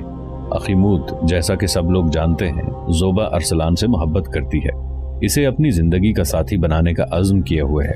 اگر تم محسوس نہ کرو تو میں تم سے یہ کہوں گا کہ زوبا کو ارسلان کے خیمے میں رہنے دو، وہ بہتر انداز میں اس کی دیکھ بھال، اس کی تیمارداری کر سکے گی۔ اگر تم اس معاملے کو معیوب سمجھو تو پھر میں ارسلان کی دیکھ بھال کے لیے کچھ اور اہتمام کروں۔ اخیموت کے بولنے سے پہلے ہی ارسلان بول اٹھا، سلطان محترم کسی تکلیف کی ضرورت نہیں ہے، نہ میں کوئی اتنا زخمی ہوا ہوں کہ زخم میرے لیے شدید تکلیف کا باعث بنے، میں معمول کے مطابق اپنے کام کاج کر سکتا ہوں۔ میرے خیال میں کسی کو میری تیمارداری کی خاطر میرے خیمے میں رہنے کی ضرورت نہیں ہے۔ اخیموت نے بڑے غور سے ارسلان کی طرف دیکھا، پھر کہنے لگا، نہیں بیٹے، میں تمہارے ان الفاظ سے اتفاق نہیں کرتا۔ سلطان محترم، آپ کا کہنا درست اور بجا ہے۔ زوبا ہمارے پاس امیر ارسلان کی امانت ہے۔ دونوں ہی ایک دوسرے کو زندگی کا ساتھی بنانے کا فیصلہ کر چکے ہیں، اور اس فیصلے سے سلطان محترم آپ بھی آگاہ ہیں۔ لہٰذا زوبا اگر ارسلان کے خیمے میں رہ کر اس کی تیمارداری کرتی ہے تو سلطان محترم مجھے کیا اعتراض ہے، بلکہ میں خوشی محسوس کروں گا اگر زوبا یہاں رہے تو۔ اتنی دیر تک عثمان کچھ نوجوانوں کو اندر لے آیا۔ ان میں سے ایک کے ہاتھوں میں مٹی کی بنی ہوئی کافی بڑی انگیٹھی تھی اور دوسرا کچھ کوئلے اور لکڑیاں اٹھائے ہوئے تھا۔ دونوں نے انگیٹھی میں آگ روشن کر دی اور انگیٹھی ارسلان کے بستر کے قریب رکھ دی۔ جب یہ کام ہو چکا تب سلطان نے اخیموت کو مخاطب کیا، اخیموت تم جاؤ، اپنے اہل خانہ کو ارسلان کے زخمی ہونے کی اطلاع دو۔ تم سب لوگ یہاں آئے ہو تو پھر میں عثمان کے ساتھ یہاں سے نکلوں گا۔ لشکر کا ایک بڑا حصہ ہے جس قدر لوگ زخمی ہوئے ہیں، میں اور عثمان ان کی دیکھ بھال کریں گے۔ برسق اور بدران دونوں کو میں نے سمرقند شہر کے اندر ہی چھوڑا ہے تاکہ لشکر کے ایک حصے کے ساتھ شہر کے نظم و نسق کو اپنے ہاتھ میں لے لیں۔ شہر کی جو فصیل گر چکی ہے، برف باری کے باعث اس کی تعمیر کا کام بھی التوا میں ڈالا جائے گا۔ اب تم جاؤ اور اپنے اہل خانہ کو یہاں لے کر آؤ۔ اس کے ساتھ ہی اخیموت نے کچھ سوچا، پھر سلطان کے قریب ہوا اور رازداری میں کہنے لگا، سلطان محترم، جیسا کہ آپ جانتے ہیں امیر ارسلان اور زوبا اپنے آپ کو ایک دوسرے سے وابستہ کر چکے ہیں۔ میری یہ خواہش، بلکہ یوں جانے میری یہ آرزو ہے کہ پہلے زوبا یہاں ارسلان کے پاس آئے۔ اس وقت خیمے میں کوئی اور نہ ہوتا کہ ان دونوں کو تنہائی میں بھی ایک دوسرے سے کچھ کہنے کا موقع مل جائے۔ اس کے بعد میں اپنی بیوی اور بیٹی غریات کو بھی یہاں لے آؤں گا۔ آپ کو کسی قسم کی فکر مندی کی ضرورت نہیں ہے، سب مل کر ارسلان کی دیکھ بھال کر لیں گے۔ سلطان مسکرایا اور کہنے لگا، تمہارا کہنا درست ہے، تم جاؤ زوبا کو لے کر آؤ، میں عثمان اور یہ انگیٹھی میں آگ روشن کرنے والے بھی چلے جاتے ہیں۔ اس کے ساتھ ہی اخیموت وہاں سے چلا گیا۔ سلطان بھی عثمان اور آگ روشن کرنے والے دونوں جوانوں کے ساتھ خیمے سے نکل گئے۔ اخیموت اپنے خیمے میں داخل ہوا، اسے دیکھتے ہی سفینہ کسی قدر فکر مندی کا اظہار کرتے ہوئے کہنے لگی، آپ کچھ بتائے بغیر کہاں چلے گئے تھے؟ اخیموت کے جواب دینے سے قبل ہی غریات بول پڑی، بابا میں دیکھتی ہوں آپ کچھ پریشان اور اداس سے لگ رہے ہیں۔ اخیموت آہستہ آہستہ زوبا کے قریب آیا، بڑے پرشفقت انداز میں اپنا ہاتھ زوبا کے سر پر رکھا اور کہنے لگا، بیٹے تمہارا اندازہ درست ہے، دراصل میری پریشانی اور فکر مندی کی وجہ امیر ارسلان ہے۔ جنگ کے دوران وہ زخمی ہوئے ہیں، تھوڑی دیر پہلے ہی سلطان کی نگرانی میں اسے اس کے خیمے میں لایا گیا ہے، میں وہیں سے ہو کر آ رہا ہوں۔ اخیموت کے اس انکشاف پر زوبا بیچاری کی حالت شجر سے ٹوٹے پتے، دشت عقوبت میں بھٹکتی داستانوں اور جذبوں کے جنگل میں سوچوں کی پھڑپھڑاتی گلاب پتیوں کی سی ہو کے رہ گئی۔ اس کے چہرے پر امیدوں کی ساعتوں کے ٹوٹے بکھرے ستارے پھیل گئے، آنکھوں میں اضطراب انگیزیاں رقص کرنے لگی تھیں۔ کچھ دیر وہ بول نہ سکی، جیسے اس کے لہو کی گردش رک گئی ہو، زبان کی حرکت تھم کے رہ گئی ہو۔ اس کی یہ حالت دیکھتے ہوئے اخیموت نے شانے سے پکڑ کر اس کو جھنجھوڑا اور کہنے لگا، بیٹے تم کہاں کھو گئی ہو؟ زیادہ فکر مند نہ ہو، ارسلان کوئی زیادہ زخمی نہیں ہے، بس دشمن کے کسی لشکری کا خنجر اس کے بازو میں لگا ہے، مرہم پٹی کر دی گئی ہے۔ بیٹے جس وقت میں وہاں پہنچا تو سلطان کے علاوہ عثمان جک اور کچھ لشکری اس کے خیمے میں تھے۔ بدران اور برسک کے ذمے سلطان نے شہر کا نظم و نسق لگایا ہے۔ اس وقت سلطان اور باقی سب لوگ خیمے سے نکل چکے ہیں۔ سلطان نے ایسا جان بوجھ کر کیا ہے تاکہ تمہیں خیمے میں بھیجا جائے اور تم علیحدگی میں ارسلان کے پاس تھوڑی دیر بیٹھ سکو۔ بیٹے جاؤ، ارسلان اس وقت اپنے خیمے میں اکیلا ہے، اسے یقیناً تمہاری ضرورت ہوگی، تم جا کے اس کے پاس تھوڑی دیر بیٹھو، تمہارے پیچھے پیچھے ہم بھی آتے ہیں۔ اخیموت کے ان الفاظ کے جواب میں زوبا نے کچھ نہ کہا، ایک دم حرکت میں آئی اور تقریباً بھاگتی ہوئی خیمے سے نکل گئی۔ خیمے میں داخل ہونے کے بعد آہستہ آہستہ زوبا آگے بڑھی، بیچاری رو رہی تھی، ارسلان کے قریب جا کے بیٹھ گئی، منہ سے کچھ بھی نہ بولی، بس اس انداز میں ارسلان کی طرف دیکھ رہی تھی جیسے وہ اپنے شباب کی ساری نرمی، اپنی جوانی کا سارا میلان، چاہت کی پوری قوت، ماہ و سال کی ساری دانائی اس پر نشاور کر دینے کا تہیہ کر چکی ہوں۔ اس کی نرگسی آنکھوں سے بہتے آنسو گلابی رخساروں پر ڈھلک رہے تھے، لال گوں ہونٹ آندھیوں میں رکھے دیے کی طرح پھڑپھڑا رہے تھے۔ اس کی چپ، اس کے سکوت، اس کی حالت سے لگتا تھا جیسے وہ اپنے جسم کو حسن کا بت خانہ بنا کر اور چاہتوں کی قربان گاہوں پر کھڑا کر کے سب کچھ ارسلان کے لیے قربان کر دینے کا تہیہ کیے ہوئے ہو۔ ابھی تک وہ کچھ بھی نہ بولی تھی، बारिश से महरूम मुरझाए बादलों की तरह चुप थी। बाहर बर्फानी झक्कड़ गजबनाक फजाओं तक को दहशत अंगेज कर रहे थे। हर शय सफेद सादे सफ़े की तरह हो गई थी। दरख्तों की नंगी बची शाखें यूं दिखाई दे रही थीं जैसे उन पर जगह जगह किसी ने रुई के गाले चपका के रख दिए। आखिर ज़ोबा ने अपने आप को संभाला, बड़े प्यारे अंदाज में अरसलान के दोनों हाथ अपने हाथों में लिए और शहद भरी आवाज में पूछा कि आप कैसे हैं। घूरने के अंदाज में अरसलान ने उसकी तरफ देखा, फिर कहने लगा, पहले रो लो, फिर बताऊंगा मैं कैसा हूँ। ज़ोबा ने मुस्कुराते हुए फौरन आंखें पोंछ लीं और कहने लगी, अच्छा मैं नहीं रोती, आप कैसे हैं। अरसलान के लबों पर भी हल्की सी मुस्कुराहट नमूदार हुई। दोबारा कहने लगा, नहीं, पहले तुम जी भर के रो लो, फिर मैं अपनी गुफ्तगू का आगाज करूंगा। जब से तुम आई हो मैं देखता हूँ बराबर रो रही हो और मुझे इस तरह घूर रही हो जैसे मैं बिल्कुल बेजान हो चुका हूँ। देखो ज़ोबा, जिंदगी जिसकी शुरुआत रहम मादर से होती है, हर शख्स के लिए उसका अंजाम कब्र होता है। तुम तो खैमे में दाखिल होने के बाद इस तरह बराबर रोए और मुझे घूरे जा रही थी जैसे मैं अब दोबारा कभी उठ नहीं सकूंगा। तड़प कर ज़ोबा ने अपना हाथ अरसलान के मुंह पर रख दिया और रोती आवाज में कहने लगी कि खुदा के लिए ऐसी बातें ना करें। आप मेरी राहत और सलामती का साहिल, मेरी जिंदगी के खतूत को रोशन करती सुबह सहर की खुश रंग शुआओं से भी आला और अरफा है। आप मेरी आंखों का मरहम, मेरे लबों का तिरयाक हैं, मेरी रूह की ज़िया। आप मेरी ज़ीस्त का महवर दरख्शा हैं। आपके बगैर मैं खौफजदा आवाज़ों में, सदाओं, लहराती तारीकियों, तीरगी के ज़ख्मों और बदबख्ती के निगार खानों से भी बदतर हूँ। अरसलान लम्हे भर के लिए मुस्कुराया, फिर कहने लगा, अच्छा ये बात है तो पहले अपने आप को संभालो, अपना चेहरा साफ करो, आंखें पोंछो, अपनी हालत बेहतर करो, इसके बाद मैं तुम्हारे साथ गुफ्तगू करूंगा। ज़ोबा मुस्कुरा दी। जल्दी जल्दी उसने सर पर बंधे रुमाल से अपनी आंखें खुश्क कर ली। मुस्कुराई। उसकी ये हालत देखते हुए अरसलान बोल पड़ा, अच्छा सुनो, ज्यादा फिक्रमंद होने की जरूरत नहीं है। मेरे बाजू पर कोई बड़ा जख्म नहीं है। मेरे ख्याल में इससे पहले कभी जंगों में जख्मी नहीं हुआ, तो मेरे लश्करी और खुद सुल्तान मेरे इस जख्म को ज्यादा अहमियत दे रहे हैं। वरना ऐसी कोई बात नहीं है। तुम्हें किसी किस्म की फिक्र और परेशानी का इजहार करने की जरूरत नहीं है। सर्दी के बायस पहले जख्म से टीसें उठती थीं। लश्कर के तबीब ने जख्म पर जो मरहम लगाया है उससे मुझे काफी इफाका है, कोई दर्द नहीं है। तुम अकेली क्यों आई हो? सुफैना और गरियाद कहाँ हैं? अकीमूत कहाँ रह गए? अरसलान की गुफ्तगू से ज़ोबा अब किसी कदर मुतमईन और पुरसुकून हो गई थी। चहकती हुई आवाज में कहने लगी, वो थोड़ी देर तक आते हैं। दरअसल बाबा ने मुझे पहले आपकी तरफ भेजा कि आप इस वक्त अपने खैमे में अकेले हैं और आप मेरी ज़रूरत महसूस करते हैं। शायद उन्होंने मुझे इसलिए भेजा हो कि मैं थोड़ी देर आपके पास बैठकर तन्हाई में गुफ्तगू कर लूँगी। आप ज़ख्म में दर्द तो महसूस नहीं कर रहे?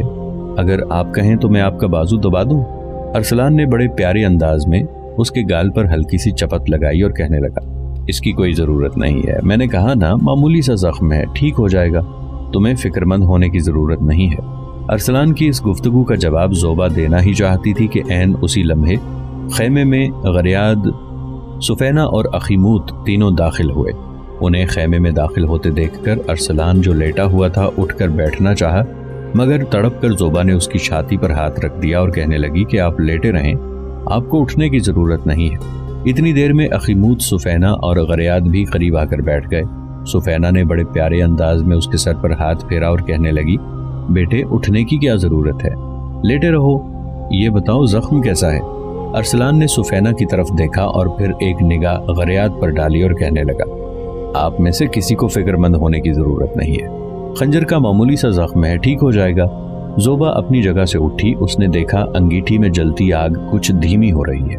उसने सूखी लकड़ी पकड़कर उससे पहले जलती लकड़ियों की राख झाड़ी, आग को इंगेख्त किया, मजीद लकड़ियां उस पर डाल दी। इससे आग ज्यादा भड़क उठी। फिर ज़ोबा उसी नशिस्त पर जो अरसलान के पहलू में थी बैठ गई और अपना मुंह मुस्कुराते हुए गरियाद के कान के करीब ले गई और खुसर खुसर करने लगी। जब उसने वो राजदाराना बात मुकम्मल कर ली तब अरसलान ने उनकी तरफ देखा और मुस्कुराते हुए पूछा, क्या मेरे खिलाफ कोई साजबाज होने लगी है? ज़ोबा हंस दी। गरियाद मुस्कुराते हुए कहने लगी, नहीं भाई, हम आपके खिलाफ साजबाज कैसे कर सकते हैं। दरअसल मैं और ज़ोबा दोनों ने मिलकर खाने की कुछ अशिया बनाई थी। ज़ोबा कह रही थी कि सारी अशिया यहाँ ले आएं और इकट्ठे बैठकर खाना खाएं। गरियाद जब खामोश हुई तो अरसलान ने उसे मुखातिब किया, क्या वो अशिया इस कदर हैं कि हम पांचों पेट भर कर खा सकें? इस पर गरियाद की बजाय ज़ोबा मुस्कुराते हुए बोल पड़ी, बल्कि इतनी है कि हम पांचों जी भर कर खाएं तब भी बच जाएं। ارسلان نے بڑے غور سے زوبا کی طرف دیکھا، پھر کہنے لگا، تو پھر دیر کاہے کی؟ دونوں بہنیں لاؤ، یہاں اکٹھے بیٹھ کر کھاتے ہیں۔ بھوک محسوس کر رہا ہوں، اتنی دیر تک میں کسی کو بلا کر کہتا ہوں کہ لشکرگاہ سے ہمارے لیے کھانا لائیں۔ اس پر زوبا اور غریاد اٹھیں اور خیمے سے نکل گئیں۔ ارسلان نے آواز دے کر کسی کو بلایا۔ تھوڑی دیر تک ایک جوان خیمے کے دروازے پر نمودار ہوا۔ ارسلان نے اسے مخاطب کیا، دیکھو محترم اخیمود کے اہل خانہ نے اپنا اور میرا کھانا خود تیار کیا ہے، لہذا لشکرگاہ سے میرا کھانا لے کر نہ آنا۔ اس پر وہ جوان لوٹ گیا۔ تھوڑی دیر بعد ڈھیر سارے برتن اٹھائے زوبا اور غریاد خیمے میں داخل ہوں۔ سارے کھانے کے برتن انہوں نے 2 بڑے بڑے تشتوں میں رکھے تھے۔ دونوں تشت انہوں نے ایک طرف رکھ دیے، پھر کھانے کی چیزیں ارسلان کے سامنے سجانے لگیں۔ ارسلان ایک ایک چیز کو بڑے غور سے دیکھ رہا تھا۔ جب وہ برتن رکھ چکیں تو زوبا کی طرف دیکھتے ہوئے ارسلان کہنے لگا، یہ جو چیزیں تم لوگوں نے سجائی ہیں انہیں دیکھ کر تو میری بھوک بڑھ گئی ہے، پہلے یہ بتاؤ کہ یہ کیا کیا ہے؟ اس پر خوشی کا اظہار کرتے ہوئے زوبا بول پڑی، یہ بکری کا تلا ہوا گوشت ہے، اس کے ساتھ سرکہ لگی ترکاری، ساتھ روغن زیتون، مکئی کی روٹیاں، دائیں جانب شہد لگے گندم کے پھلکے، یہ آگے خشک پھل ہے، ساتھ میٹھے چاول ہیں، یہ جو پیالے رکھے ہیں ان میں خشک بوٹیاں آپ دیکھ رہے ہیں، اس کے ساتھ میٹھی بالائی لگے انجیر، ساتھ میں پنیر کے ٹکڑے ہیں۔ ارسلان کچھ دیر تک مسکراتا رہا، پھر بے پناہ خوشی کا اظہار کرتے ہوئے کہنے لگا، میرے خیال میں جن چیزوں کا اہتمام آپ دونوں بہنوں نے کیا ہے ایسی تو میں نے زندگی میں کبھی کھائی ہی نہیں۔ میں بھی آپ لوگوں کے لیے کچھ چیزیں لایا ہوں، وہ کونے میں رکھی میری خرجین کے اندر ہیں، جب تم دونوں یہاں سے جاؤ تو وہ نکال لینا، ان میں قیمتی نگینوں کے ہار ہیں، چمکتے سنہری آویزے اور انگوٹھیاں ہیں، ریشم اور اطلس کے ملبوسات ہیں، اس کے علاوہ کچھ اور سامان ہے جو ابھی تقسیم ہونا رہ گیا ہے، اس میں سے بھی مجھے حصہ ملے گا۔ ان میں ہاتھی دانت کے کنگھے، کانسی کے کامدار پیالے، تانبے کی خوبصورت سراہیاں، نرسل کی چٹائیاں، سن اور اون کے کپڑے اور ہڈیوں کے چھوٹے بڑے چمچے ہیں۔ یہ ساری چیزیں ہمیں کاشغر کے بادشاہ کے بھائی تکین کو شکست دینے کے بعد اس کے پڑاؤ سے حاصل ہوئی ہیں۔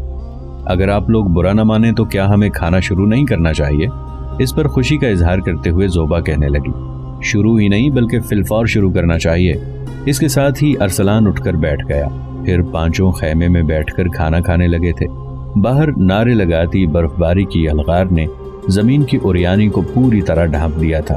فضاؤں کے ذروں، لحافوں کی تہوں، زندگی کے شبستانوں، دریاؤں کے پانی کی جھنکار اور خیمہ و خرگاہ تک میں کپ کپا دینے والی سردی نفوذ کر گئی تھی۔ کھانا کھانے کے بعد اخیموت اور سفینہ دونوں اپنے خیمے میں چلے گئے، جبکہ غریاد اور زوبا دونوں بہنیں ارسلان کے خیمے میں رہیں تاکہ اس کی ضروریات کا خیال رکھ سکیں۔ چند روز تک سلطان نے وہیں قیام رکھا۔ اس دوران سمرقند شہر کا نظم و نسق درست کیا گیا۔ خوارزم کے ایک باشندے ابو طاہر کا انتخاب کیا گیا اور اسے سلطان نے سمرقند کا والی اپنی طرف سے مقرر کر دیا۔ منجنیقوں کی سنگباری کے باعث شہر پناہ کی جو فصیل گرائی جا چکی تھی اسے پہلے کی طرح تعمیر کر کے مضبوط اور مستحکم کر دیا گیا تھا۔ یہ کام سر انجام دینے کے بعد سلطان اپنے لشکر کے ساتھ سمرقند سے کوچ کر گیا تھا۔ حسن بن صبا اصفہان سے نکل کر کوہستان البرز کی پیچیدہ گھاٹیوں میں منتقل ہو گیا تھا۔ انہی گھاٹیوں کے اندر قلعۃ الموت تھا، آس پاس طالقان جنت نظیر وادیاں تھیں اور چاروں طرف سبزہ تھا۔ یہاں حسن بن صبا کے لیے کوئی خطرہ نہیں تھا۔ کھل کر اس نے اپنے کام کی ابتدا کی۔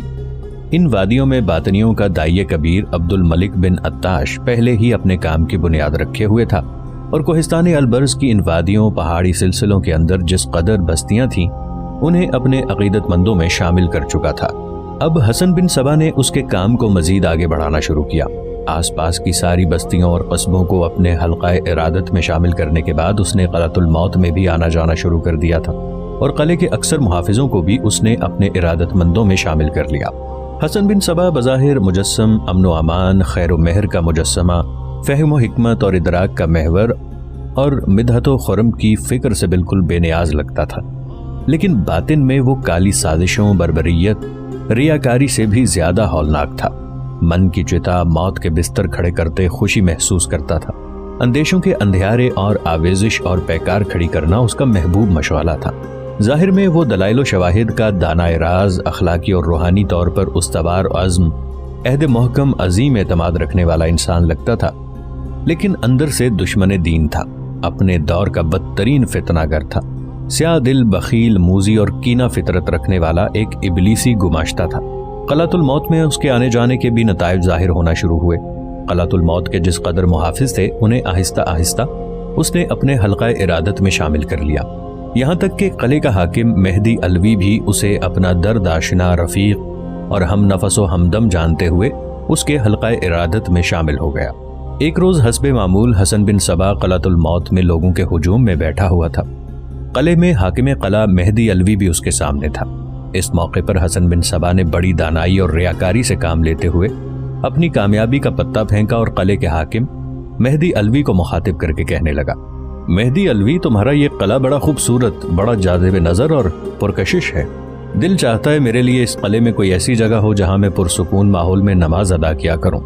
مہدی علوی پہلے ہی حسن بن صبا سے متاثر تھا، کہنے لگا، آپ کس قسم کی گفتگو کرتے ہیں؟ یہ سارا قلعہ ہی آپ کا ہے، جہاں چاہے آپ نماز ادا کریں، کیا یہاں آپ کو کوئی روک سکتا ہے؟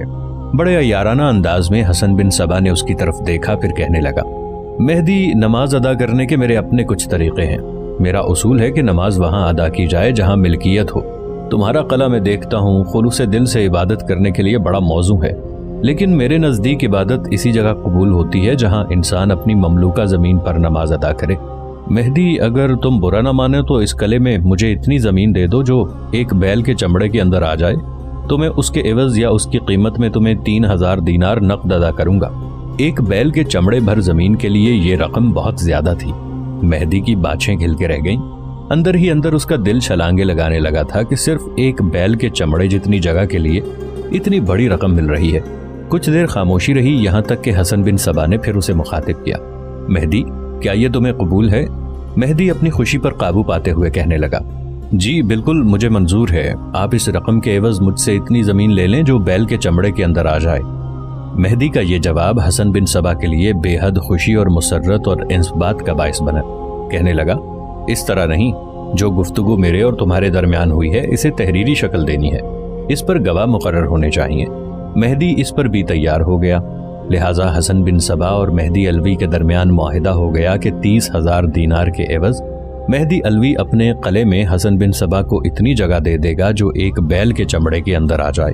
یہ معاہدہ ہونے کے بعد حسن بن صبا نے اپنا عیارانہ رنگ، اپنا دھوکے باز ذہن جمانا شروع کر دیا۔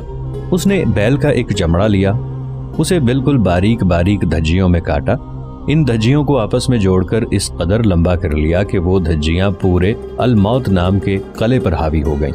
جب ان جڑی ہوئی دھجیوں کو ناپا گیا تو وہ واقعی پورے قلعے میں پھیل گئی تھیں۔ حسن بن صبا نے اس موقع پر مہدی کو مخاطب کر کے کہنا شروع کیا، مہدی، میرے اور تمہارے درمیان تحریری معاہدہ ہو چکا ہے کہ جس قدر جگہ ایک بیل کے چمڑے کے اندر آ جائے گی اس کا میں مالک ہوں گا۔ اب تم دیکھو، تمہارا یہ قلعہ بیل کے چمڑے کے اندر آ چکا ہے، اس میں کوئی زائد چیز میں نے نہیں لگائی، تمہارے سامنے بیل کے چمڑے کی دھجیاں کاٹ کر انہیں جوڑا ہے، اور اب تحریری طور پر میں اس قلعے کا مالک ہو گیا ہوں۔ اس سلسلے میں تمہیں کوئی اعتراض ہے؟ مہدی علوی حسن بن صبا کی اس حرکت پر دنگ رہ گیا تھا، کچھ دیر خاموش رہا، پھر کہنے لگا، لیکن جو طریقہ کار آپ نے استعمال کیا ہے اس کی بات میرے اور آپ کے تحریری معاہدے کے اندر تو نہیں ہے۔ معاہدہ تو یہ کہتا ہے کہ آپ مجھ سے 3000 دینار کے عوض صرف اتنی جگہ لے لیں گے جو ایک بیل کے چمڑے کے برابر ہو، یعنی اس کے اندر آ جائے۔ اب جو آپ نے یہ دھجیاں جوڑ کر اتنا لمبا رسا بنا دیا ہے جو میرے پورے قلعے پر حاوی ہو چکا ہے، تو کیا ایسی بات ہماری تحریر میں ہے؟ حسن بن صبا نے کھا جانے والے انداز میں مہدی کی طرف دیکھا۔ مہدی علوی، تم بھول رہے ہو، معاہدہ یہ تھا کہ بیل کے چمڑے میں جس قدر جگہ آ جائے وہ 3000 دینار کے عوض میری۔ اب تم دیکھتے ہو یہ جو دھجیاں میں نے جوڑی ہیں یہ ساری بیل کے چمڑے کی ہیں، اب تمہارا پورا قلعہ اسی چمڑے کی زد میں آ رہا ہے، اس میں میرا تو کوئی قصور نہیں، اب تحریری طور پر میں اس قلعے کا مالک ہوں۔ مہدی علوی بڑا مایوس اور فکر مند ہو گیا، کہنے لگا، لیکن شیخ، تحریر میں یہ تو نہیں لکھا کہ 3000 دینار کے عوض آپ صرف بیل کے چمڑے کے اندر آنے والی زمین کے مالک ہوں گے۔ حسن بن صبا برانگیختہ ہونے لگا، کہنے لگا، تم اندھے تو نہیں ہو گئے؟ یہ جو دھجیاں ہیں بیل کے چمڑے کی ہی تو ہیں، اور تمہارا پورا قلعہ ان کی زد میں جو آ رہا ہے، تو اس کا مطلب یہ ہے کہ پورا قلعہ بیل کے چمڑے کی ہی زد میں ہے۔ میں ایک بات کو بار بار سننے کا عادی نہیں ہوں۔ اس کے ساتھ ہی حسن بن صبا نے اپنے دائی کبیر عبد الملک بن عطاش کو آنکھ کا مخصوص اشارہ کیا۔ اس پر عبد الملک بن عطاش حرکت میں آیا، مہدی علوی کا بازو اس نے پکڑا اور اسے بڑے پیار، بڑی شفقت میں مخاطب کر کے کہنے لگا، مہدی الوی تم ذرا میرے ساتھ آؤ تاکہ یہ معاملہ آگے نہ بڑھے، یہیں نمٹ جائے۔ عبد الملک بن عطاش چونکہ مہدی الوی کا پرانا جاننے والا تھا، لہٰذا مہدی الوی چپ چاپ اپنی جگہ سے اٹھا اور اس کے ساتھ ہو لیا۔ ابن عطاش اسے ایک قریبی کمرے میں لے گیا، اپنے سامنے بٹھایا، پھر اسے مخاطب کر کے کہنے لگا، مہدی الوی تم بازی ہار چکے ہو، دیکھو اب تمہارا پورا قلعہ بیل کے چمڑے کی زد میں ہے۔ یہ بھی اپنے دل میں رکھو کہ ہم لوگ اپنے معاملات کی وضاحت اور توضیح اور تعویل کچھ مختلف کرتے ہیں، اس بنا پر جو فیصلہ شیخ حسن بن صبا کر رہے ہیں وہی آخری ہے۔ دیکھو اگر اس فیصلے کے خلاف آؤ گے تو تمہاری جان محفوظ نہیں رہے گی۔ تمہارے قلعے کے اندر جس قدر تمہارے لشکری اور تمہارے محافظ ہیں وہ تمہارے بجائے حسن بن صبا کا ساتھ دیں گے، اس لیے کہ وہ سارے حسن بن صبا کے ارادت مندوں میں شامل ہو چکے ہیں۔ اگر تمہیں اس معاملے میں کوئی شک ہو تو اس کمرے کی کھڑکی کے سامنے آن کھڑے ہو جاؤ، میں ذرا باہر جاتا ہوں اور تمہیں تمہارا معاملہ سمجھاتا ہوں۔ مہدی الوی حیران اور پریشان تھا، چپ چاپ اس کھڑکی کے سامنے آن کھڑا ہوا۔ اس کھڑکی کے سامنے باہر کی طرف عبد الملک بن عطاش نے ان سارے دستوں کو لا کھڑا کیا جو مہدی الوی کی ذاتی حفاظت پر مامور تھے۔ پھر کھڑکی کے قریب آیا اور محافظ دستے کے لشکریوں کو مخاطب کرتے ہوئے کہنے لگا، اگر میں تم سے یہ سوال کروں کہ تم مہدی الوی یا شیخ حسن بن صبا میں سے ایک کا انتخاب کرو اور ایک کا خاتمہ کر دو تو تم کس کے حق میں جاؤ گے اور کس کے مخالف ہو جاؤ گے؟ اس پر ان سب لوگوں نے اپنے چمکتے ہوئے خنجر نکال لیے اور کہنے لگے، ہم ہر معاملے میں شیخ حسن بن صبا کا ساتھ دیں گے۔ یہ صورتحال مہدی الوی کے لیے بڑی خوفناک اور حوصلہ شکن تھی، بیچارے کی گردن جھک گئی تھی۔ عبد الملک بن عطاش نے محافظ دستے کے ان لشکریوں کو منتشر کر دیا، دوبارہ اس کمرے میں آیا۔ مہدی الوی گردن جھکائے کھڑکی کے پاس کھڑا تھا، اسے ہاتھ سے پکڑ کر عبد الملک بن عطاش کمرے کے وسط میں لایا اور کہنے لگا، مہدی الوی ابھی تک تم شیخ حسن بن صبا کی طاقت اور قوت سے واقف نہیں ہو۔ وہ نہ صرف ظاہری طاقت رکھتا ہے بلکہ اس کی باطنی قوت ہے جو ناقابل تسخیر ہے، مگر جو تحریر لکھی گئی ہے اس کی پاسداری نہ کرو گے، شیخ کے سامنے حجت اور دلائل پیش کرو گے اور اس کی بات نہیں مانو گے تو یاد رکھنا اپنی زندگی کو خطرات میں ڈال دو گے۔ میں ایک بھائی کی حیثیت سے تمہیں اچھا سود مند مشورہ دوں گا کہ ابھی سے میرے ساتھ شیخ کے پاس جاؤ، اس سے معذرت کرو کہ جو تھوڑی دیر پہلے وہاں بیٹھ کے تم نے بحث کی ہے اس میں تمہاری غلطی ہے۔ شیخ کے سامنے جا کر یہ بھی تسلیم کر لو کہ یہ پورا قلعہ اب شیخ کا ہے، اس کی ملکیت ہے، وہ جس کو چاہے قلعے میں رکھے، جس کو چاہے نکال دے۔ دیکھو اگر ایسا نہیں کرو گے تو جہاں بھی جاؤ گے تمہاری جان محفوظ نہیں ہوگی، اگر شیخ کو خوش کر کے جہاں بھی جانا چاہو گے تم محفوظ رہو گے، اپنی مرضی اپنی منشا کے مطابق زندگی بسر کرو گے۔ میرے خیال میں تم شش و پنج میں پڑ گئے ہو، آؤ میرے ساتھ، جو کچھ میں نے کہا ہے یہی جا کر شیخ سے کہہ دو، اسی میں تمہاری بہتری تمہاری بھلائی ہے۔ مہدی الوی چپ چاپ عبد الملک بن عطاش کے ساتھ ہو لیا، بازو سے پکڑ کر ابن عطاش نے دوبارہ اسے حسن بن صبا کے سامنے لا بٹھایا۔ مہدی الوی نے ایک نگاہ اپنے ارد گرد ڈالی، سب لوگ خونخوار نگاہوں سے اس کی طرف دیکھ رہے تھے اور ان کے ہاتھوں میں چمکتے ہوئے خنجر تھے۔ یہ صورتحال مہدی الوی کو خوفزدہ کرنے کے لیے کافی سے بھی زیادہ تھی۔ کچھ سوچا پھر حسن بن صبا کو مخاطب کر کے کہنے لگا، شیخ مجھ سے غلطی ہوئی جو میں نے آپ سے بحث کی، آپ کا فیصلہ میرے لیے آخری ہے، جو تحریر میرے اور آپ کے درمیان ہوئی ہے اس کے مطابق اب آپ اس قلعے کے مالک ہیں، میرا اس سے کوئی تعلق واسطہ نہیں، اب بولیں میرے لیے کیا حکم ہے؟ مہدی الوی کا یہ جواب سن کر حسن بن صبا خوش ہو گیا، 2-3 بار اس کا شانہ تھپ تھپایا اور کہنے لگا، مہدی الوی تم بڑے کام کے اور انتہائی مخلص آدمی ہو، دیکھو میں کسی بھی صورت میں تمہاری جان کے درپے تو نہیں ہونا چاہتا، لیکن میں یہ بھی نہیں پسند کرتا کہ کوئی مجھ سے معاہدہ کرے اور پھر اس معاہدے کی پاسداری نہ کرے۔ اب جب کہ تم تسلیم کر چکے ہو کہ میں اس قلعے کا مالک ہوں تو میں اس موقع پر تمہیں ایک بڑی اچھی نصیحت کروں گا، اور وہ یہ ہے کہ تم اس قلعے کو چھوڑ کر ہمیشہ کے لیے چلے جاؤ۔ میں تمہیں یہ نہیں کہوں گا کہ تم اس قلعے میں ہرگز نہ رہو، لیکن تمہارا یہاں رہنا تمہاری اپنی جان اور زندگی کے لیے خطرناک ہے۔ مہدی الوی اگر تم یہاں رہتے ہو تو میرے عقیدت مندوں کے ذہن میں یہی بات رہے گی کہ قلعے کے پہلے مالک تم ہو اور اب قلعے کا مالک میں ہوں۔ وہ یہ بھی کہیں گے کہ میں کسی بھی وقت اس قلعے کی ملکیت کی خاطر میرے اور تمہارے درمیان تکرار ہو جائے، دنگا فساد کھڑا ہو جائے۔ ایسی صورت میں میرے عقیدت مند کسی بھی صورت میں یہ نہیں پسند کریں گے کہ تم یہاں رہو۔ اگر تم یہاں رہو گے تو میرے عقیدت مند اس پر تمہارا خاتمہ کر دیں گے تاکہ اس قلعے کی ملکیت کا کوئی اور دعوے دار یہاں نہ رہے۔ بولو تم کیا کہتے ہو؟ میری اس مخلصانہ نصیحت کے باوجود اگر تم یہاں رہنا چاہتے ہو تو میں تمہیں منع نہیں کروں گا، اور اگر تم اس قلعے کو چھوڑنے پر آمادہ ہو جاتے ہو تو میں تم سے یہ کہتا ہوں کہ پرسکون رہنے کے لیے بہت سی جگہیں ہیں، اس کا انتظام میرا دائی کبیر ابن عطاش کر دے گا۔ تم چاہو تو ہمس جا سکتے ہو، वहाँ का वाली इब्ने मुलाहब हमारा अपना आदमी है। अगर वहाँ ना जाना चाहो तो तराबलुस जा सकते हो, वहाँ भी हमारा बातनी हाकिम है। इसके अलावा अनामिया, उर्फा और आसपास के शहर हैं, उनमें भी तुम ना रहना चाहो तो यमन चले जाओ, वो भी हमारे बातनी आदमी हैं। मगर एक बात अपने जहन में रखना, किसी भी सूरत में सल्जूकियों के सुल्तान मलिक शाह सल्जूकी या उसके किसी नामवर सालार के पास मत जाना, ना ही उसके पास हमारी शिकायत और नालिश करना। इसके अलावा तुम जहाँ चाहे चले जाओ, तुम्हारी मर्जी है। जिन शहरों का मैंने जिक्र किया है, अगर वहाँ जाना चाहो तो तुम्हारी रिहाइश का उम्दा इंतजाम किया जाएगा। अगर तुम अपनी मर्जी से कहीं जाना चाहो तो तब भी हम मुजाहिमत नहीं करेंगे। लेकिन एक बात मैं फिर ताकीदन कहता हूँ कि तुम्हारे इस किले से निकलने की वारदात की खबर या शिकायत किसी भी सूरत सल्जूकियों के सुल्तान के पास नहीं पहुँचनी चाहिए। इसके अलावा तुम जो करते फिरो, मुझे कोई परवाह नहीं। मेहदी अलवी उदास और अफसरदा हो गया था।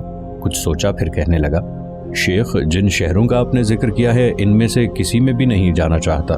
रहा सवाल सल्जूकियों के सुल्तान मलिक शाह सल्जूकी का, तो उनके साथ मेरा कोई लेन देन नहीं है, ना ही कभी मैं उनके यहाँ गया हूँ। आप मुतमईन रहें, मैं किसी के पास कोई नालिश लेकर नहीं जाऊँगा। मैं अभी इसी वक्त किले से निकल जाना चाहता हूँ और मेरे कुछ जानने वाले हैं, उनके पास जाके मैं बाकी मांदा जिंदगी उजलत नशीनी और गोशागिरी में गुजारना चाहता हूँ। बस यही मेरी आरजू है। मेहदी अलवी का जवाब सुनकर हसन बिन सबा खुश हो गया था और फिर उसी वक्त मेहदी अलवी अपनी जगह से उठ खड़ा हुआ, अपना ज़रूरी सामान और बोरिया बिस्तर समेटा और हमेशा के लिए क़लअतुल मौत से निकल गया। रात गहरी होती जा रही थी। चांद और सितारों की ताबनाकी और दरख्शंदगी धुंध की तरह छा जाने वाले अंधेरों के साथ बरसरे पैकार थी। साफ आसमान पर रात की गहरी खामोशी में चांद इस तरह चुप और खामोश था जैसे खमीदा कमर बूढ़ा सर झुकाए न जाने जिंदगी के कौन से गुमशुदा जवाहिर की तलाश में हो। ऐसे में समरकंद का हाकिम अबू ताहिर ख्वारिज़मी अपनी रिहाइशगाह में इशा की नमाज पढ़ने के बाद दाखिल हुआ। अभी वो सदर दरवाजे को जंजीर लगाकर थोड़ा पीछे हटा था कि दरवाजे पर दस्तक हुई। अबू ताहिर मुड़कर दरवाजे पर आया। दरवाजा खोलने से पहले उसने हल्की सी आवाज में पूछा, कौन है? बाहर से राजदाराना सी आवाज सुनाई थी, अबू ताहिर दरवाजा खोलो, मैं अंज हूँ।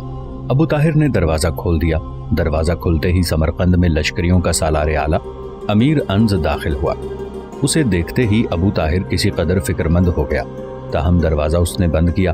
वहीं खड़े खड़े उसने पूछ लिया, अंज मेरे भाई खैरियत तो है? अंज संजीदा था, कहने लगा, पहले चलकर दीवान खाने में बैठते हैं, इसके बाद मैं आपको बताता हूँ कि इस वक्त मैंने आपको क्यों जहमत दी।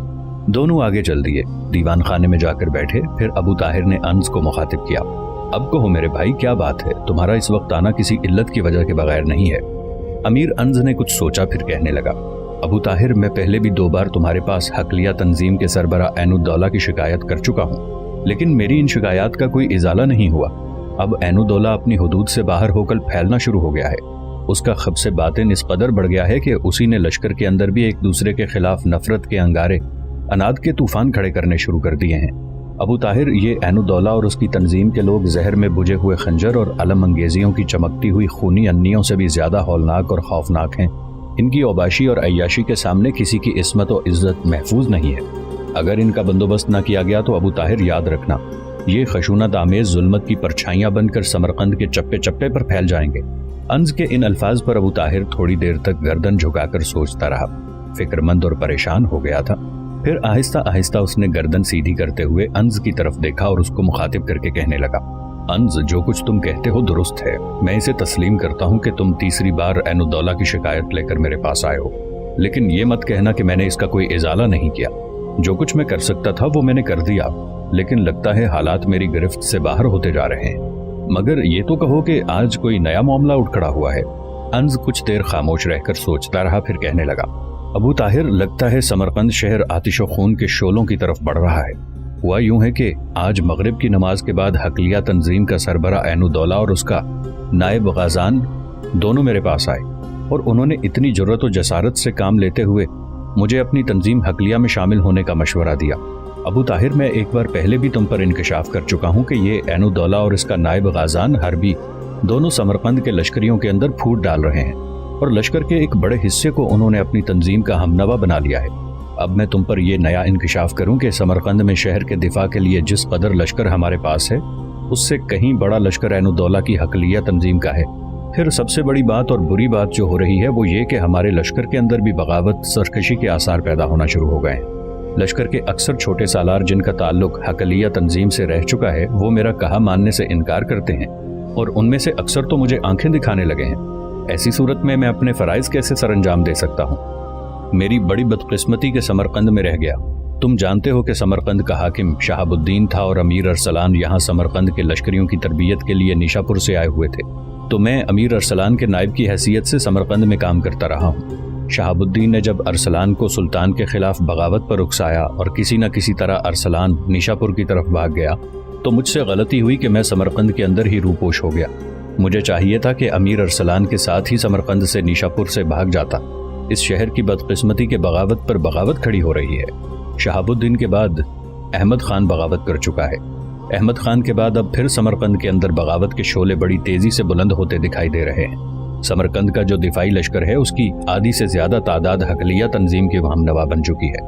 اب ابو طاہر تم ہی بتاؤ میں کیسے احسن طریقے سے اپنا کام انجام دے سکتا ہوں؟ سمرقند کی شہر پناہ کے دروازوں پر جو ہر روز محافظ مقرر کیے جاتے ہیں اور تبدیل ہوتے ہیں وہ بھی اب عین الدولہ اور غازان حربی کے مشورے سے بنتے ہیں۔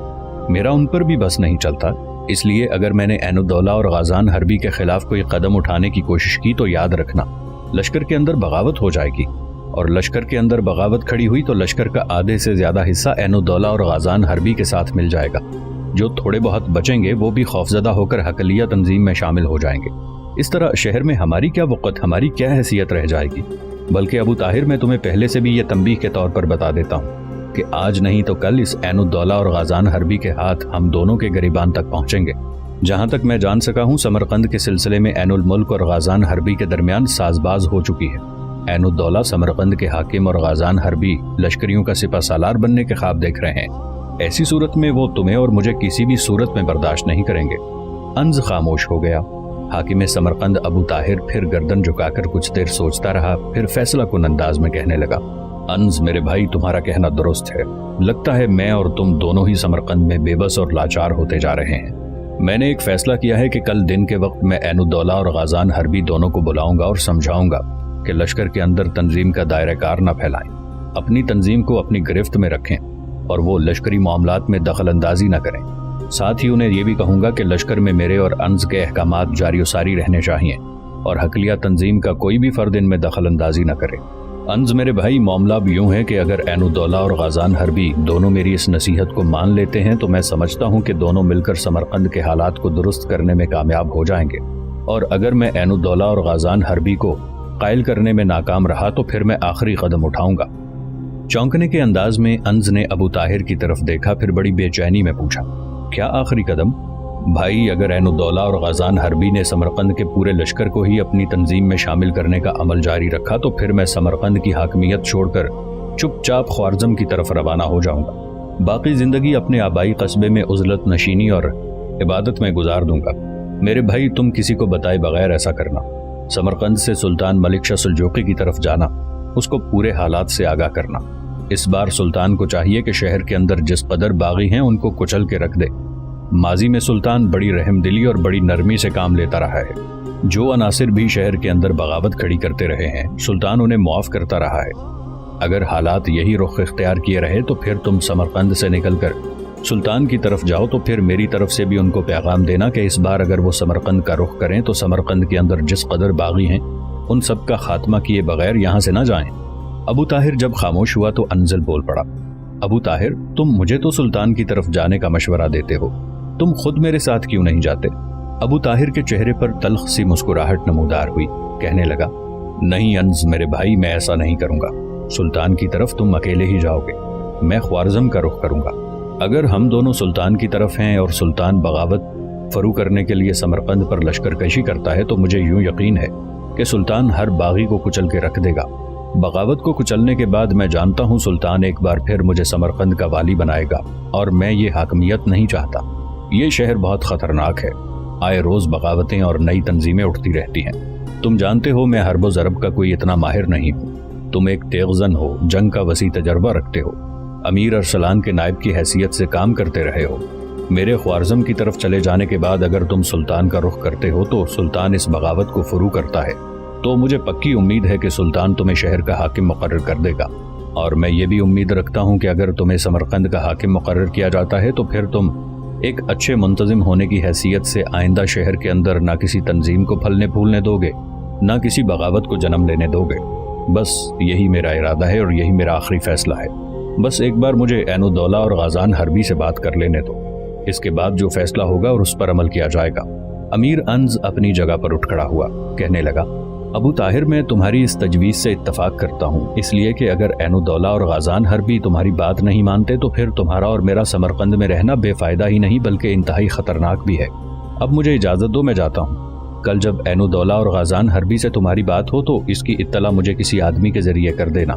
मैं लश्करगाह में ही रहूँगा, मैं तुम्हारे पास नहीं आऊँगा, इसलिए कि इस तरह ऐनुद्दौला और गाज़ान हरबी हमारे मुताल्लिक मज़ीद मशकूक हो जाएंगे। मुझे उम्मीद है कि वो तुम्हारी बात नहीं मानेंगे, इसलिए मैं आज रात ही सुल्तान की तरफ जाने के लिए अपनी तैयारियां मुकम्मल कर लूंगा। अबू ताहिर ने उससे इत्तफाक किया, फिर अमीर अंज वहां से निकल गया था। अगले रोज समरकंद के वाली अबू ताहिर ने हकलिया तंजीम के सरबरा ऐनुद्दौला और उसके नायब गाज़ान हरबी को बुलाया। वो दोनों जब उसके यहाँ आए तो उनके साथ उसके कुछ मुहाफिज और मुसल्ला जवान भी थे। दोनों को अबू ताहिर ने अपनी हवेली की नशिस्तगाह में बिठाया। दोनों के मुसल्ला जवान हवेली के इर्द गिर्द और नशिस्तगाह के अतराफ में भी फैल गए थे।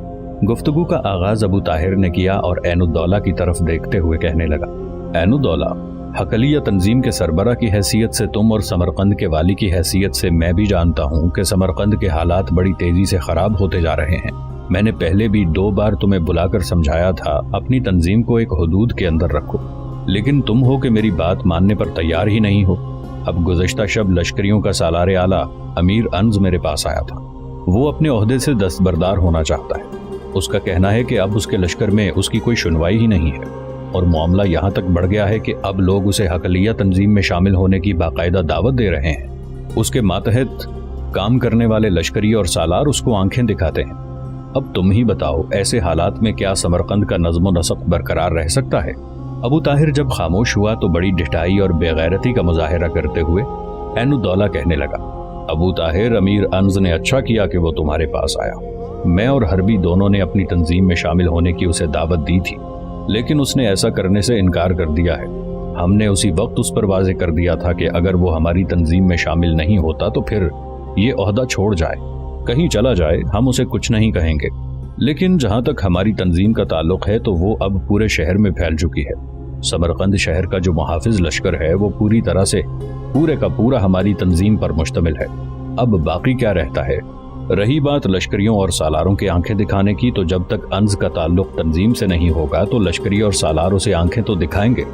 वो आज हमारी तंजीम में शामिल हो जाए, फिर देखना कैसे सालार और लश्करी उसकी फरमाबरदारी करते हैं, हम दोनों उसका कैसे कहा मानते हैं। अबू ताहिर के चेहरे पर दूर दूर तक अफसरदगी और परेशानी फैल गई थी। कुछ सोचा और फिर कहने लगा, इसका मतलब है तुम दोनों शहर के हालात खराब करने पर तुल गए हो।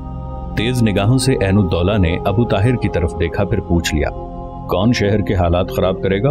अबू ताहिर किसी कदर धीमे लहजे में कहने लगा, ऐनुद्दौला, मैं आखिरी बार तुम्हें समझाता हूँ, अपनी तंजीम को एक तरफ रखो, समरकंद के मुहाफिज लश्कर के अंदर दखल अंदाजी ना करो।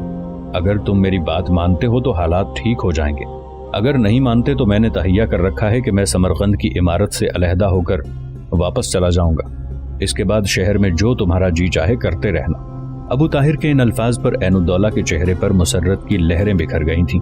कहने लगा, अगर तुम समरकंद की इमारत से अलहदा होकर ख्वारज़म जाने का फैसला कर चुके हो तो हम तुम्हें रोकेंगे नहीं, शानदार तरीके से तुम्हें अलविदा कहेंगे। इसके बाद शहर का दिफा हम अपने हाथ में ले लेंगे। अबू ताहिर ने खा जाने वाले अंदाज में ऐनुद्दौला की तरफ देखा, फिर कहने लगा, जानते हो इसका अंजाम क्या होगा? मैं और अंज दोनों जब शहर से निकल जाएंगे तो याद रखना, शहर किसी आतिशफशां की सूरत इख्तियार करेगा, जो ऐसा फटेगा कि हर चीज को अपने लावे की तरह बहा के ले जाएगा। कौन लावा बनेगा, कौन शहर के अंदर आतिशफशां बन के नमूदार होगा? ऐनुद्दौला ने फिर बड़ी तेज निगाहों से अबू ताहिर की तरफ देखा। अबू ताहिर की तरफ देखकर पूछा। अबू ताहिर फिर बोल पड़ा, देखो ऐनुद्दौला, जब मैं और अंज दोनों समरकंद से निकलकर ख्वारज़म की तरफ चले जाएंगे तो फिर याद रखना, किसी न किसी तरह सुल्तान मलिक शाह सुलजोकी को समरकंद में उठने वाली बगावत की खबर हो जाएगी और फिर सुल्तान आंधी और तूफान की तरह उठेगा और हर चीज को अपने सामने उड़ा के रख देगा। इस बार वो सख्ती से भी काम लेगा, इसलिए कि वो समरकंद में उठने वाली आए दिन की बगावतों से पहले ही नाला हो चुका है। यहाँ तक कहने के बाद अबू ताहिर खामोश हो गया। जानबूझकर वो अंज के सुल्तान की तरफ जाने के मंसूबे को छुपाते हुए ये कह गया था कि अंज उसके साथ ख्वारज़म का रुख करेगा। कुछ देर तक खामोशी रही। इसके बाद बड़ी बेबाकी, बड़ी जुर्रतमंदी का इजहार करते हुए ऐनुद्दौला कहने लगा, अबू ताहिर, अब हालात पहले जैसे नहीं है। इस बार अगर हम सल्जूकी सुल्तान मलिक शाह के खिलाफ बगावत कर रहे हैं तो कुछ सोच समझ कर रहे हैं। इस बार सुल्तान अपने लश्कर के साथ समरकंद पर चढ़ दौड़ा तो उसको नाकामो नामुराद लौटना पड़ेगा। तुम और अंज दोनों अपने मंसूबे पर अमल करो और तुम दोनों समरकंद से ख्वारज़म की तरफ जा सकते हो। इसके साथ ही ऐनुद्दौला अपने नायब गाज़ान हरबी के साथ वहां से उठकर चला गया था।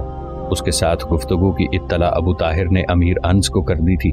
इसके नतीजे में वो समरकंद को छोड़कर ख्वारज़म की तरफ चला गया, जबकि शहर के अंदर नमूदार होने वाले बगावत से सुल्तान को आगाह करने के लिए अंज समरकंद से सुल्तान की तरफ कूच कर चुका था।